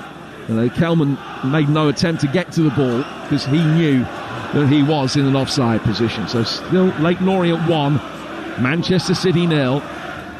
First time the two sides have met since 1966, when 20-year-old Colin Bell was amongst the scorers for City, and they need a hero here. Gundogan down towards Grealish. O'Reilly. Stones inside the centre circle. Stones to Vladimir Kusanov. Worked out towards Rico Lewis on the Manchester City right. Coming in off the right-hand touchline is Savinho. Another chance for him to try and take on Curry on the outside. He stayed firm and flicked it away. Savinho picks up the loose ball and then goes back for John Stones. Stones through the centre circle to Bernardo Silva. Manchester City with even more possession in the second half than they had in the first, but yet to force Keeling into a difficult save in it. Grealish making his way forward, wins a corner. They had 6 in the first half, and this is their first of the second. Here's Stuart Pearce. Yeah, just looking down there, Galbraith is having to deal with Grealish, which isn't easy, make no mistake, but I tell you what, he's dogged about what he does. He gets beaten, but he's back again, snapping around the ankles of Grealish and not letting him have an easy ride. City's 7th corner in towards the near post, looking for a Silva flick which wasn't forthcoming. And Leyton Orient are going to be able to bring it away. Get it clear towards Rico Lewis. Lewis is inside the centre circle, controls the ball. Plays it to his right for James McAtee. Back for Lewis again. Lewis changing the direction with the long crossfield pass for Grealish. That's a really well-ploughed furrow, that one. Grealish picking it up again. Just works it inside past Perkins. Neat little 1-2 between him and McAtee. Then inside the penalty area for Bernardo Silva. Gundogan coming onto it. Vital block. Lewis snatching at the effort. Fires it over the top right-hand corner with the goalkeeper's momentum taking him the wrong way. Had he hit the target there, it may well have been 1-1. I'm not sure it's luck or good fortune, but every time there's a goal-bound effort, there's a red shirt that managed to be there. Whether it's good finishing, bad finishing, I'm not sure, to be fair. The jury's out on that. But the one thing you can guarantee, a red shirt is getting a block, or they're forcing the City players into a hurried finish that isn't on target. Well, here on the Talksport network today, a choice of listening for you again. Leeds 0, Millwall 2 is our live game over on Talksport 2. Femi Aziz has scored in both halves there. And it's Leeds 0, Millwall 2, live on Talksport 2. This one here on Talksport. Leyton Orient 1, Manchester City 0. And Orient are going to make a change. They're going to bring on the vastly experienced Darren Pratley on for the 37th FA Cup tie of his career. Jassimi is the man that will come off. Pratley on to replace him. Player who played in the Premier League for Fulham and Bolton. He's made a couple of appearances against City in the past. He's reached the quarter-finals of this competition in the past, and now in his 40th year, he will come on and he'll bolster the midfield. So they might move Donnelly out into a wider position. Pratley certainly is going to play just in front of the back four. Yeah, you see him, he's done his work. He's worked tirelessly. He's done a lot of work going backwards, and when he's had to carry the ball forwards, he's done that as well. Stones to Ilkay Gundogan. Big ovation for Jassimi as he came off, as you might well imagine. Gundogan plays the ball to his right-hand side and then gets the return pass. Kusanov. Back towards Stones. Hardly the ideal warm-up this for a game against Real Madrid that will bring you live on Tuesday night here on Talksport. Stones to his right-hand side for Gundogan. Lewis making a darting run forward inside the penalty area, but Gundogan turns back the other way. Lays it to his right for McAtee. McAtee clipping it inside the penalty area, and Happy is there to knock it away. In his entire managerial career, Pep has only lost one cup tie to lower division opposition, and that was the Manchester City defeat at Wigan. He's won more than 40, but his side have got work to do because we're already 10 minutes into the second half here. Good run forward inside the penalty area from Marmoush. Good save from Keeley. He's got to get back on his feet quickly. He's done that. Tips it away. And then the ball put out of play by Galbraith for a corner. He's some player at this level, Keeley, at League One level, and that's another outstanding save. Grealish from the corner that was worked quickly and short. Lewis from distance, deflected it. It's 1-1. Rico Lewis firing it in from distance, and it took a nick on its way through. Manchester City almost out of nothing. Back on level terms. It's Savinho, I think, that takes the plaudits, just diverting the goal-bound shot past the stricken goalkeeper and in for 1-1. Yeah, I think it was Kusanov actually that got the touch, Jim. Just as he's turned away from it, it's just skimmed off his back and into the corner, and it needed something like that for City to get back in the game, because we mentioned about all these blocks and that type of thing. Things weren't going their way. Probably for the first time in the game, something has gone their way. So Manchester City back on level terms, 11 minutes into the second half. Rico Lewis firing it in from distance. And there's nothing that the goalkeeper, even in the form that he's been in, could do when the deflection just changed the flight of the ball by 6-7 feet. And that was all it took to wrong foot Keeley put it in for an equalising goal. Kusanov credited with the goal. 1-1 the scoreline. A long ball played forward by Manchester City into the Leyton Orient penalty area. Keeley's going to be able to pick it up. So Kusanov off the bench to score his first Manchester City goal. And whether he knew much about it or not is a moot point. 1-1 the scoreline, and Orient with it all to do again. But remember, extra time on the agenda if necessary. Charlie Kelman's got the ball. O'Reilly forces him away. Ball played back towards Galbraith. Galbraith a couple of yards in from the right-hand touchline. Feeding Pratley. Pratley working it back. It comes back through the midfield to the Leyton Orient back line. Simpson's got the ball inside the centre circle. Nudge to his right-hand side. And then Brown gives it away, finding Grealish. Grealish getting it forward. Marmoush can't get it to stick as he tried to hold it up, and it's just bounced off him. Pratley's won it back, and now Sonny Perkins can emerge with the ball. And he'll come forward towards the edge of the area and unleash. Kusanov able to block that. Ball ricochets back inside the centre circle for Brown. From him to Pratley. 1-1 the scoreline here after an Ortega own goal. And then Kusanov with an equaliser that saw him divert a goal-bound effort from Rico Lewis in. Orient making their way forward. Brown has won a free kick, and here's a chance to try and load the penalty area. Yeah, good phase of play there by Orient. Kept the ball and the possession well. But once again, I've got to tip my hat to Kelman. The work that he's put in chasing into these channels to secure possession and give his team a breather has been fantastic.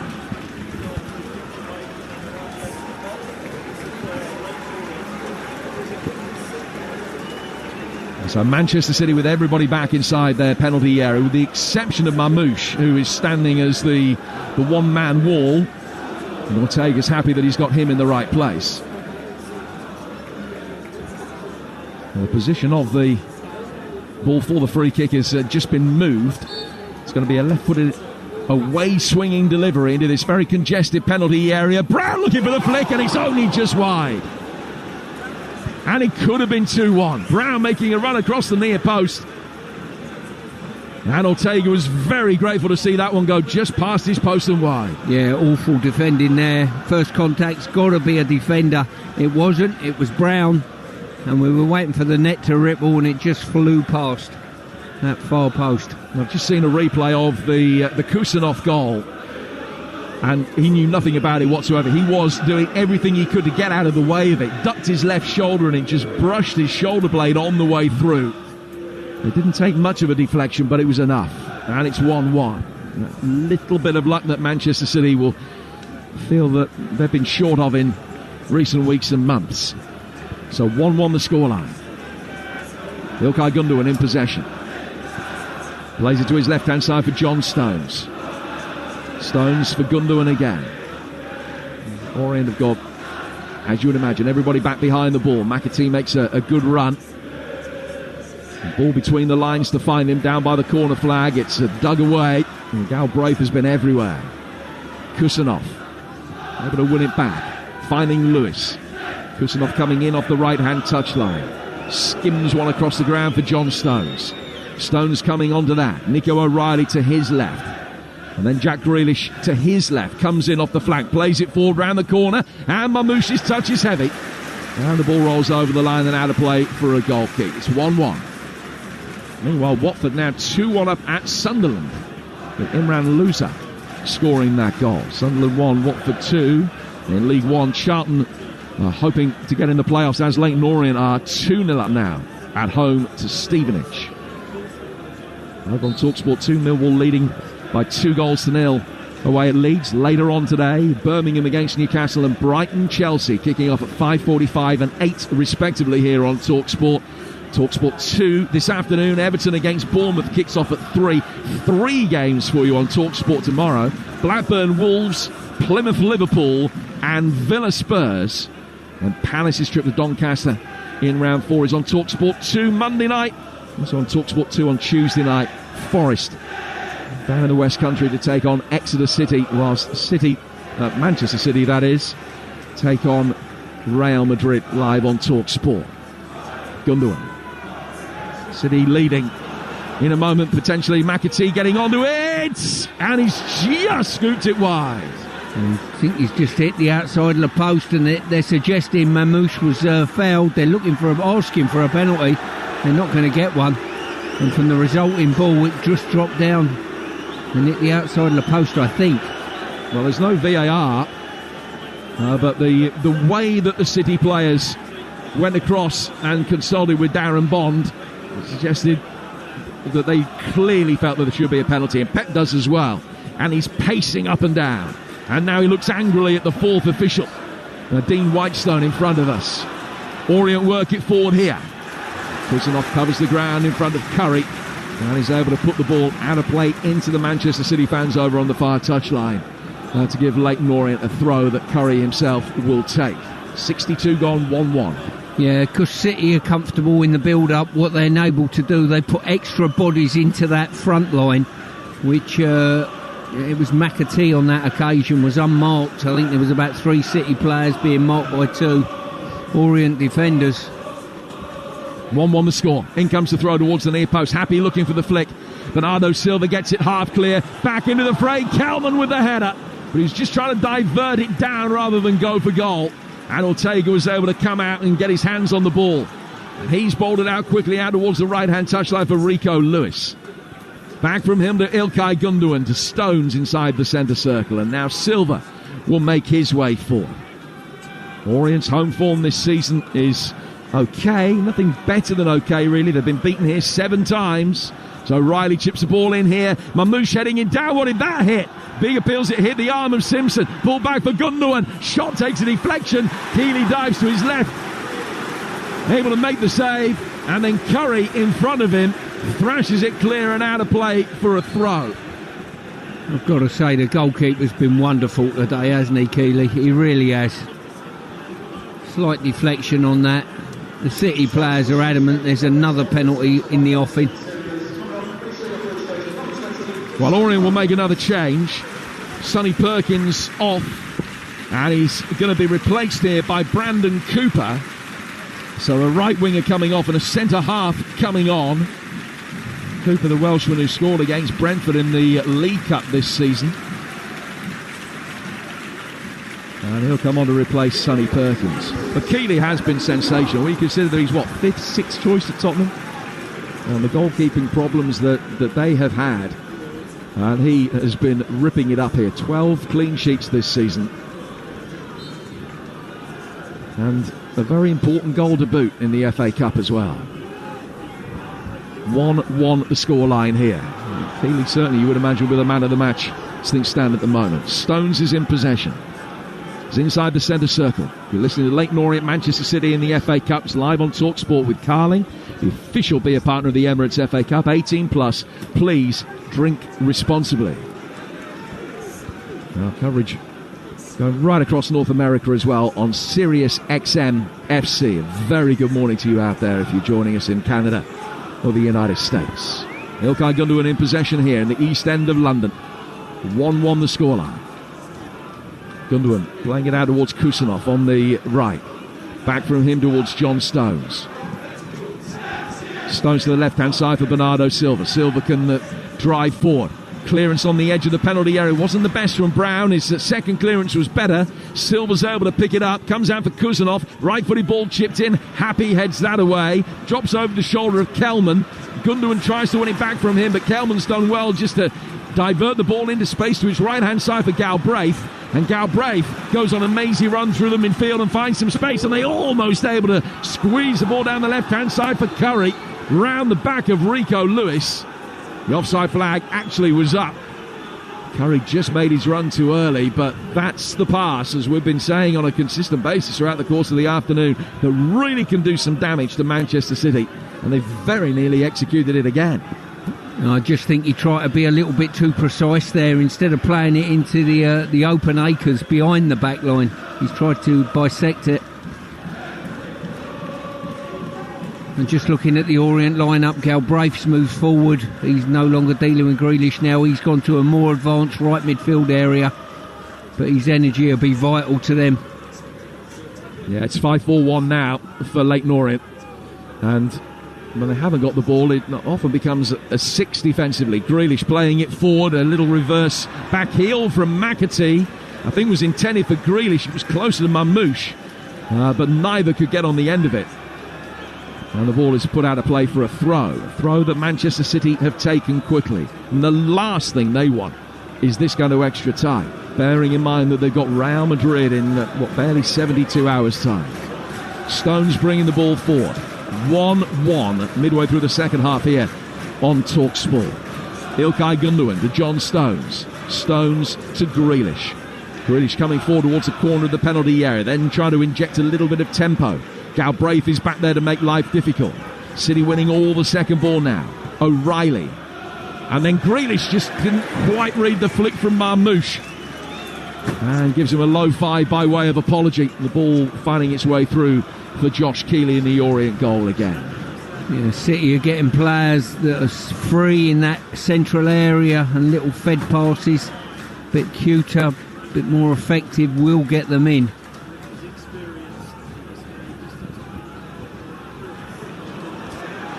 Kelman gives chase again. Kusanov is there first. He's quick, Kusanov. Kelman looks as though he's blowing, understandably, because he has put a proper shift in. I mean, he has been running non-stop. So much of it off the ball. And that's like turning round and saying someone's coming to the end of the marathon and saying, I think he's a little bit fatigued.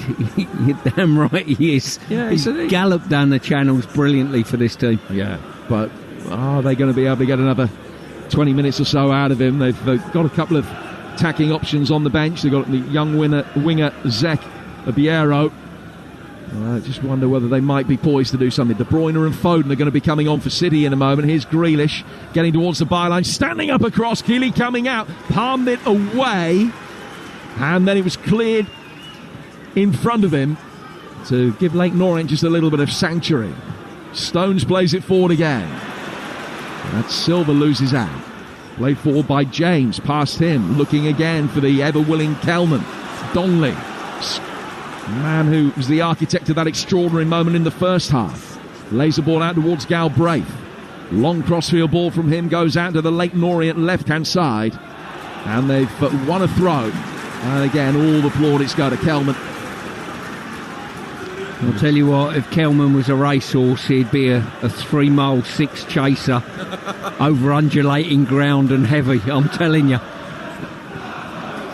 He's still going. He's still going. Be a racehorse that would be coming up to a fence and going, oh no, not another fence. But he'd clear it. He would still be going. Throw to Leyton Orient over on the far touchline. Hurled in towards the near post. Lewis heads it away. Back in from Brown. Grealish with time to take a touch inside his own penalty area, and he's hoofed it upfield. But that enables Manchester City to push right out, and they'll now keep a line only about 20 yards inside their own half. Orient try and get one over the top of that line. Who will win the second ball there? It is City. It's O'Reilly.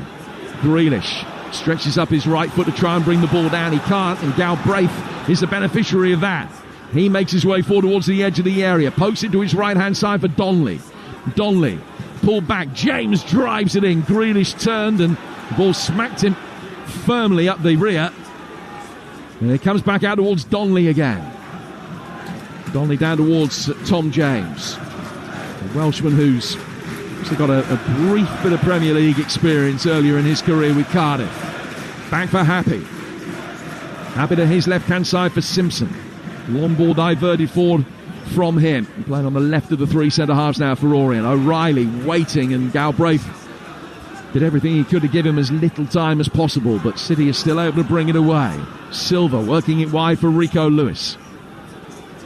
Lewis coming forward over the halfway line.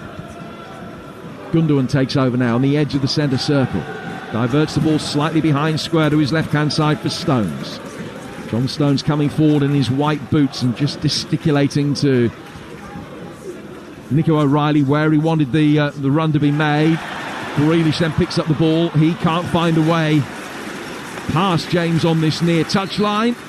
And so O'Reilly's forced to slide the ball out of play, and it is a throw to Leyton Orient, and that allows Manchester City the chance to make this double change. The Pep would have really wanted not to have to bring De Bruyne or Foden off the bench. Sat behind the safety glass, break here in case of emergency. De Bruyne on for O'Reilly, and Foden is going to be coming on for McAtee. So these are the last changes that City can make within the 90 minutes. And there's still 20 minutes to go. Yeah, this is that statement of intent from Pep saying, I need this one in 90 minutes, gentlemen, if possible. And it'll be down to the likes of Foden and De Bruyne to find that killer pass through the back line that is so populated by these Orient defenders. So an interesting change with O'Reilly coming off. It's Bernardo Silva that is going to be playing at left back, and he's lost out immediately to Kelman. Kelman's inside the area. Oh, he's got it across past Stones. Ortega sensibly just withdrew his hands. He knew that he wasn't going to quite find Galbraith running in. Just got his hands out of the way to make sure that the ball rolled over the line and out of play for a goal kick, but it was another dangerous ball in. Bernardo Silva at left back, not the first time we've seen it, but he's not got too many miles on the clock in that position. And there's an inherent risk in playing in there, you would imagine. 20 minutes to go. 17 plus stoppage time. Kelman. Stones mops up, lays it back for Bernardo Silva. So it's Bernardo Silva, Stones, Kusanov and Lewis, the back four now. Ilkay Gundogan anchoring the midfield. Phil Foden playing just ahead of him with Kevin De Bruyne. Grealish on the left, Savinho on the right, and Mamouche through the middle. And that's how Manchester City are now lining things up. Kusanov, the unwitting scorer of the equalising goal. Back for Ilkay Gundogan. Right-footed ball chipped forward. Savinho can chest it down, bring it down, try and work the ball into space away from Simpson, who's been able to deal with the threat very well, and it goes out for a throw that Savinho will go across to take very quickly. 1-1 with 16 minutes to go. And extra time is beginning to loom large. City will still be confident of getting the job done before then. Leeds 2 down at home to Millwall, live over on Talksport 2 right now. Should be a wonderful result for Alex Neil's man. Bernardo Silva bringing the ball under control for City. Chests it down, finds the blonde-haired De Bruyne to his left-hand side, who then quickly gallops forward, gets into space. Low cross inside the penalty area. Diving headed clearance, not the best. Falls for De Bruyne again. Right-footed ball clipped towards the penalty spot. Foden was coming onto it. Savinho, beg your pardon, coming onto it, and he waved the left foot at it and didn't make clean contact. And Leyton Orient are able to get it away. But inevitably, it comes straight back again. But that time with no quality at all, as Gundogan played it forward. As Savinho tried to turn it forward towards Foden.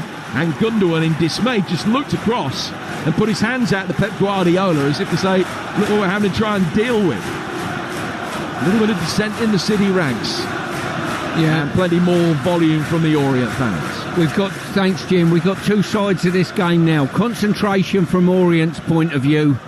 And can they find that energy to keep chasing things down? From City's point of view, where is the clinical pass coming to put a teammate through in the final third? In the Championship, still Watford 2-1 up at Sunderland, West Brom 0, Sheffield Wednesday 0. League 1, Charlton 2, Stevenage 0, Stockport 2, Barnsley 0. League 2, Bradford 1, Harrogate 0, Swindon Port Vale 2-2. This one is 1 apiece, and Ortega comes outside his penalty area and calmly takes control of the ball and passes it to his left for makeshift left back Bernardo Silva. De Bruyne tries to help it on. It's easily cleared away from him by Cooper, and then Kelvin. Oh, he's had a snapshot from the bottom right-hand corner of the penalty area that was swerving viciously in towards the bottom right-hand corner, and it needed Ortega to tip it round the post. Well, if I was Richie Wellens, when you get the likes of Galbraith in your dressing room and Kelman, you've got to shake their hand. The endeavour from those two today's been brilliant. Keeley in goal's been magnificent, and Kelman once again chasing into channels. Had a sight of goal, unloaded one. You thought, what's the point in having to go from there? But my goodness me, Ortega had to make a smart save to his left. So Donnelly will come across to take this corner from the Leyton Orient right. 7 inside the penalty area to attack it. Ortega comes out. It was a really unconvincing punch, but it almost fell Cooper's way and he couldn't make the most of the chance. Cooper then catches Mamouche as he breaks away, and that's going to be a yellow card for the Welshman. No complaints whatsoever. Free kick to Manchester City for stopping the counter-attack. Yeah, the alarm bells were ringing there. City and Mamouche were in full flood going forward, and a very, very clinical challenge. And I don't know what more they want from the referee. Basically, he's booked him. It's a Spanish Inquisition over there, or an Egyptian one, whichever way you look at it. Yeah, Mamouche not happy. Cooper just taking one for the team. And the first Leyton Orient player booked, James McAtee booked in the first half for City. Swindon now 3-2 up in their game at the County Ground in League 2 at home to Port Vale. And Villa's women 3-2 up against Brighton in the Women's FA Cup. That's in stoppage time. This one is 1-1 with 13 minutes away from extra time. Bernardo Silva back for John Stones in the centre of midfield here for Manchester City. It's a day when City just need that little bit of inspiration. Rico Lewis hoping that he could be the man to provide it. Picks up the ball on the bottom right-hand corner of the penalty area. He's still got it, finding Foden. Foden taking in touch. Can't nudge it away past Galbraith. Pratley tries to bring it clear, but shows too much of it to Bernardo Silva, who's won it back. Kusanov then finds Stones. City's build up again, patient, as they work it down towards the left-hand side for Jack Grealish. Grealish in towards De Bruyne, towards goal, and in! And Manchester City lead for the first time. Very clever ball inside the penalty area. De Bruyne running onto it. Out came Keeley. It was nudged past him. Two Leyton Orient players chasing after it. Both trying to clear off the line, collided with each other. The ball agonisingly rolled in. It's Leyton Orient 1, Manchester City 2. And finally a sense that City might just get away with it. Yeah, good ball there, and an even better run from De Bruyne, just bisecting the box in the inside left position. As Keeley come out, he got a good early touch to it. Keeley could do nothing about it. He's been brilliant today, and the recovering defenders were just too late. 2-1 to City. Great touch by Kevin De Bruyne. Excellent run. Knew he had to hit it first time and just feathered it with the outside of the right boot. And Kevin De Bruyne gets the ball in. His first goal in 13 games since he netted against Nottingham Forest. A man who came off the bench and scored in the final back in 2019 has come off the bench and scored what might prove to be the winner here at Brisbane Road this afternoon. Orient 1, Manchester City 2. Now Savinho is, well, he thought brought down. And the referee said no, it's a throw to Leyton Orient rather than the free kick to Manchester City. They've taken it back for Brown, and it's pinged forward long by Simpson. Kusanov on the end of it, tries to head it away, headed on then by Pratley, but Stones can hook that one clear right-footed. Villa through in the Women's FA Cup. They've beaten Brighton 3-2. 2-1 to Manchester City here. And we've got 10 minutes to go. Ball work back towards Donley. Donley losing out to De Bruyne. De Bruyne poking it forward. Phil Foden has got runners to his right-hand side. Savinho, Grealish and Mamouche both waiting in the middle. Grealish certainly suggesting to Foden that he should have tried to play him in first time rather than looking for Savinho to his right. City maintained possession. They've gone back for Lewis. Now Ilkay Gundogan into the feet of Phil Foden again. Foden is making his 300th Manchester City appearance today. And he's still short of his 25th birthday. Gundogan to his right. Foden's got it again. Stretches out the right foot to bring the ball under control. Plays it back towards John Stones. Stones inside the centre circle. Finding Ilkay Gundogan. Gundogan to Kusanov. Orient chasing gamely, but struggling to get any kind of possession now. Lewis forward towards Savinho. Savinho inside the penalty area. Lewis is able to take over. Pulled back across the edge of the 6-yard box and deflected away by Simpson and out for another Manchester City corner.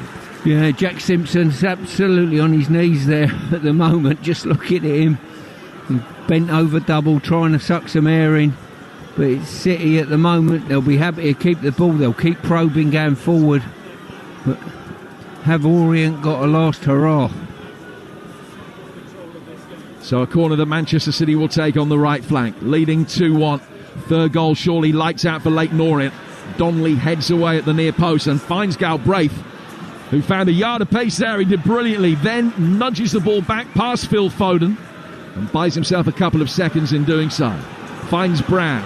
Here's Darren Pratley. Pratley working it down towards the right-hand side for James. James back towards Cooper. And the Welsh centre-half will just exchange passes with Galbraith, and now it goes back for Dan Happy. And he plays it out towards the Leyton Orient left-hand side, where they look for that ball that's given them joy. Simpson trying to play Kelman in. The run down the side of Kusanov. But the Uzbeki did well.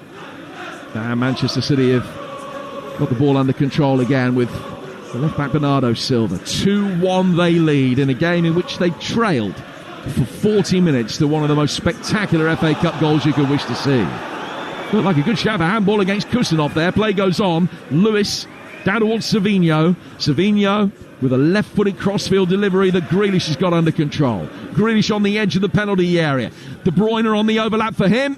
And the ball inside the penalty area is comfortably saved. You're listening to Leyton Orient against Manchester City in the FA Cup. It's live on Talksport with Carling, the official beer partner of the Emirates FA Cup. 18 plus. Please drink responsibly. 7 minutes to go, Stuart. Yeah, just looking at Richie Wellens down below. Couple of subs look to me as though they're about to come on. He's going to have to throw the dice, I think, very soon, and he's just talking through that with his backroom staff. Galbraith's offside. Dan Aggie's going to be coming on. The man who's scored in his last 4 FA Cup ties. We're also going to be seeing Obiero brought on. And Don Ball as well, former Ipswich man. So it'll be a triple change for Leyton Orient with 6 minutes of normal time to go. They've still got a chance of being able to take this to extra time. Silva. Not the best ball. Kusanov has to heat up the ground pretty quickly to be able to get back and bring it under control. And then Gundogan's clearance wasn't the best either. They just played back through the midfield, past him by Simpson. City almost losing out on the edge of their own box. Foden nudged it away. Silva was fouled, and it's a free kick to Manchester City, but only after the triple change for Orient. So Dan Aggie's going to come on. Aggie was injured at Bristol Rovers back on New Year's Day. He Played in the Oxford side that held Newcastle at St James's Park at this stage of the Cup a few years ago. Man who played in the Premier League briefly for Burnley. So he's going to come on. And the first man off, Jamie Donnelly, who conjured up a moment he will remember for the rest of his life. Yeah, moment of brilliance from Donnelly. Really was. Brought the stadium to its absolute feet.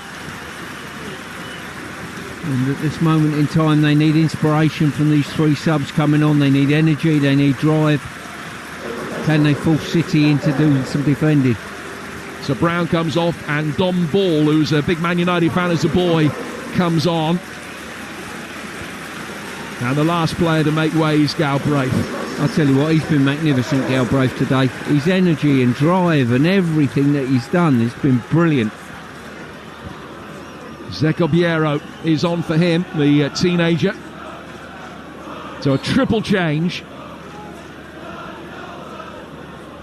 And that means that there will be no more changes until such point as the game goes into extra time. At the moment, it's not heading that way. 2-1 to Manchester City with 4.5 minutes to go.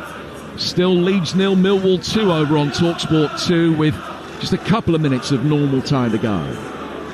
Ortega pinging the ball forward. Simpson is on the end of it, heads it away. Dan Aggie with the bleached hair, trying to hold it up. It's played over the top, looking for Kelman. Bernardo Silva not taking any chances, volleys the ball away. Sensible play there, I've got to say, from Bernardo Silva. He lets that bounce, Kelman will be all over him. And they're throwing players forward now, no doubt about that.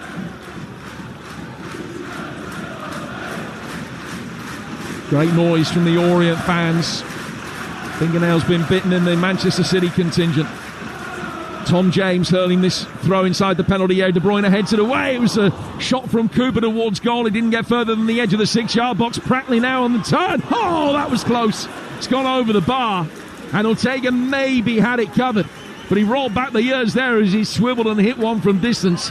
And it went just over the crossbar. Yeah, it certainly did. Fell to him. They kept it alive brilliantly, Orient. And when it fell to Pratley, he spun on his right foot and unloaded a shot, probably about 2 foot over the top.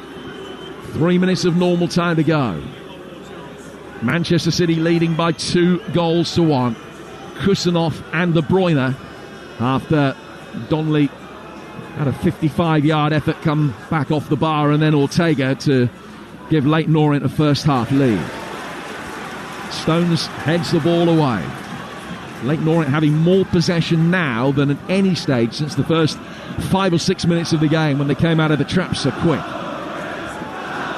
And the crowd urging them on. Simpson's made his way forward inside the Manchester City penalty area. James will try and find him with another long throw. Grealish heads it down. It's just gone over Pratley. City can bring it away. Mamouche, good tackle on him from Abiero. Oh, the referee said no. It was a foul. I thought he played the ball, but a free kick's been given City's way and a yellow card is shown. I'll tell you what, touch and go that. Orient's point of view, they got a touch on it. Mamouche suggesting he was nudged in the back prior to the touch. So another chance for Manchester City just to slow things down. And we'll be in the 89th minute of the game by the time John Stones takes this free kick. Stones launching it down the left-hand touchline and straight out of play past Grealish. That's almost like a restart in rugby where you're looking just to try and get the ball up towards the opposition corner flag.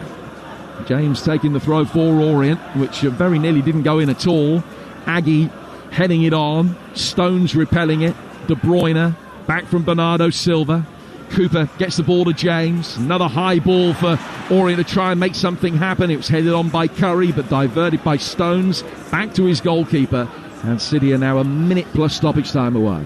Yeah, from City's point of view, it's been what I would say is probably unconvincing, Jim, you know, but the main ingredient for them is going into the next round, staying alive in the cup competitions. From Orient's point of view, they're chasing promotion, but I tell you what, great credit to this football club. They've been absolutely superb. Their team have. The hospitality at this place has been wonderful as well.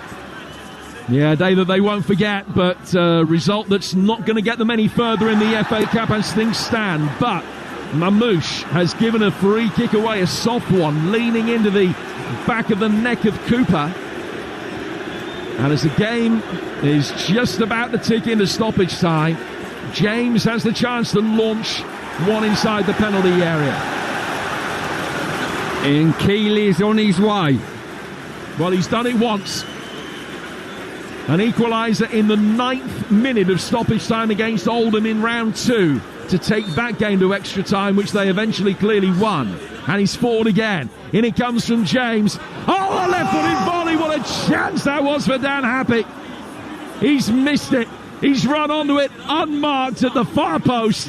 He's put his left foot through it, and if anything, he's hit it too well. Well, what a ball in from James there. He's whipped that with pace about maybe 8-9 foot off the ground with a bit of curl away from the goalkeeper, and Happy's coming at the far post. No one anywhere near him, and just connected too well, if anything. 4 additional minutes to be played. Another let-off for Manchester City. What a chance that was. One that they couldn't take. Ortega taking the goal kick. Headed on by Grealish down the left-hand touchline. Brought down by James. West Brom 1, Sheffield Wednesday 0 in the 12:30 at the Hawthorns. This one 2-1 to Manchester City with 3 minutes of added time left. Ball is out for a throw in front of us. And Phil Foden has shown a real reluctance to take it. Leaves it for Bernardo Silva. And he will very quickly throw it back for John Stones. Aggie putting the pressure on, so had to go briskly back for Ortega. Ortega with the clearance towards halfway. And that's headed back towards the edge of the City penalty area by Dan Happy. And then cleared by Silva and straight out of play for a throw that will be taken on the Orient right. James wanting the ball. Is he going to dry it on the inside of the shirt? No, he's not. And everybody, apart from the goalkeeper, forward. And James hoping to get a bit of purchase on this throw. It's an Orient flick. They won first contact and second. Here's a chance. Right-footed effort from Kelman. Well blocked by Lewis. Left-footed back inside the penalty area. Appeals for handball. Rightly waved away. Orient still have it with Kelman. Kelman coming back outside the box. His cross is blocked by Foden. Simpson is forward. Kelman with a chance to deliver. 4 waiting for it. He can't beat the first man. And City bring it away. Mamouche with very little in the way of support. He might not need anything. Still he goes. Riding 3 challenges. Poke back towards De Bruyne. De Bruyne to his right-hand side for Savinho. Sliding challenge puts it out of play for a corner. But that keeps Manchester City where they want to be, 110 yards away from their own goal with 90 seconds to go. Well, I've got to say, Manchester City delivered Orient a piece of their own medicine there. They got block after block in and around their box, fortunately for them. And then the counter-attack's forced a corner. Corner that's taken short, unsurprisingly. Well, hardly moving from the corner quadrant. De Bruyne is over there. He's trying to win another corner. He's won a throw. But effectively, that'll do the same job. It's all about maintaining possession. Deep in Orient territory. Deep in stoppage time. Lewis is going to come across to take it. Throws the ball forward. De Bruyne winning it back as it looks as though Aguero is going to be able to knock it away and City get another throw. And they're only seconds away now, 40 of them from a place in round 5. They'll be delighted just running this clock down at the moment. The experience of De Bruyne and Foden will be critical. City still have it down by the corner flag now. They've lost it. It's come off Foden and gone out of play for an Orient throw. This one is going to be worked long and quickly up the line, but it didn't clear Lewis. Left-footed clearance over his own shoulder from Curry. Back from De Bruyne. Now a left-footed volley ball upfield. But it's Manchester City who are going to get on it first with Bernardo Silva. In fact, he sensibly lets the ball run over the line. There might not really be time even to take this throw. Darren Bonds looked at his watch. Bernardo Silva throwing the ball back towards Stones. Stones to Ortega. And Ortega clears, and Manchester City have won. But it is a day when they really have got away with one here. An absolute soap opera of the game for the EastEnders of Leyton Orient, who had a moment 16 minutes into the match that will never be forgotten by any long-suffering O's fan. A Jamie Donnelly 55-yarder that hit the bar and the keeper and went in. And for 40 minutes, they dared to dream. They led until 11 minutes into the second half, but Lewis's long-range effort hit the unwitting Kusanov and wrong-footed the goalkeeper. Kevin De Bruyne made it 2 on 11 minutes from time, and City will leave the field and contemplate now the game against Real Madrid, knowing that this could have gone pear-shaped. It hasn't. They are in the 5th round. Job done, but it's one of those days where the result far eclipses the performance. Leyton Orient 1, Manchester City 2 in a Cup Classic.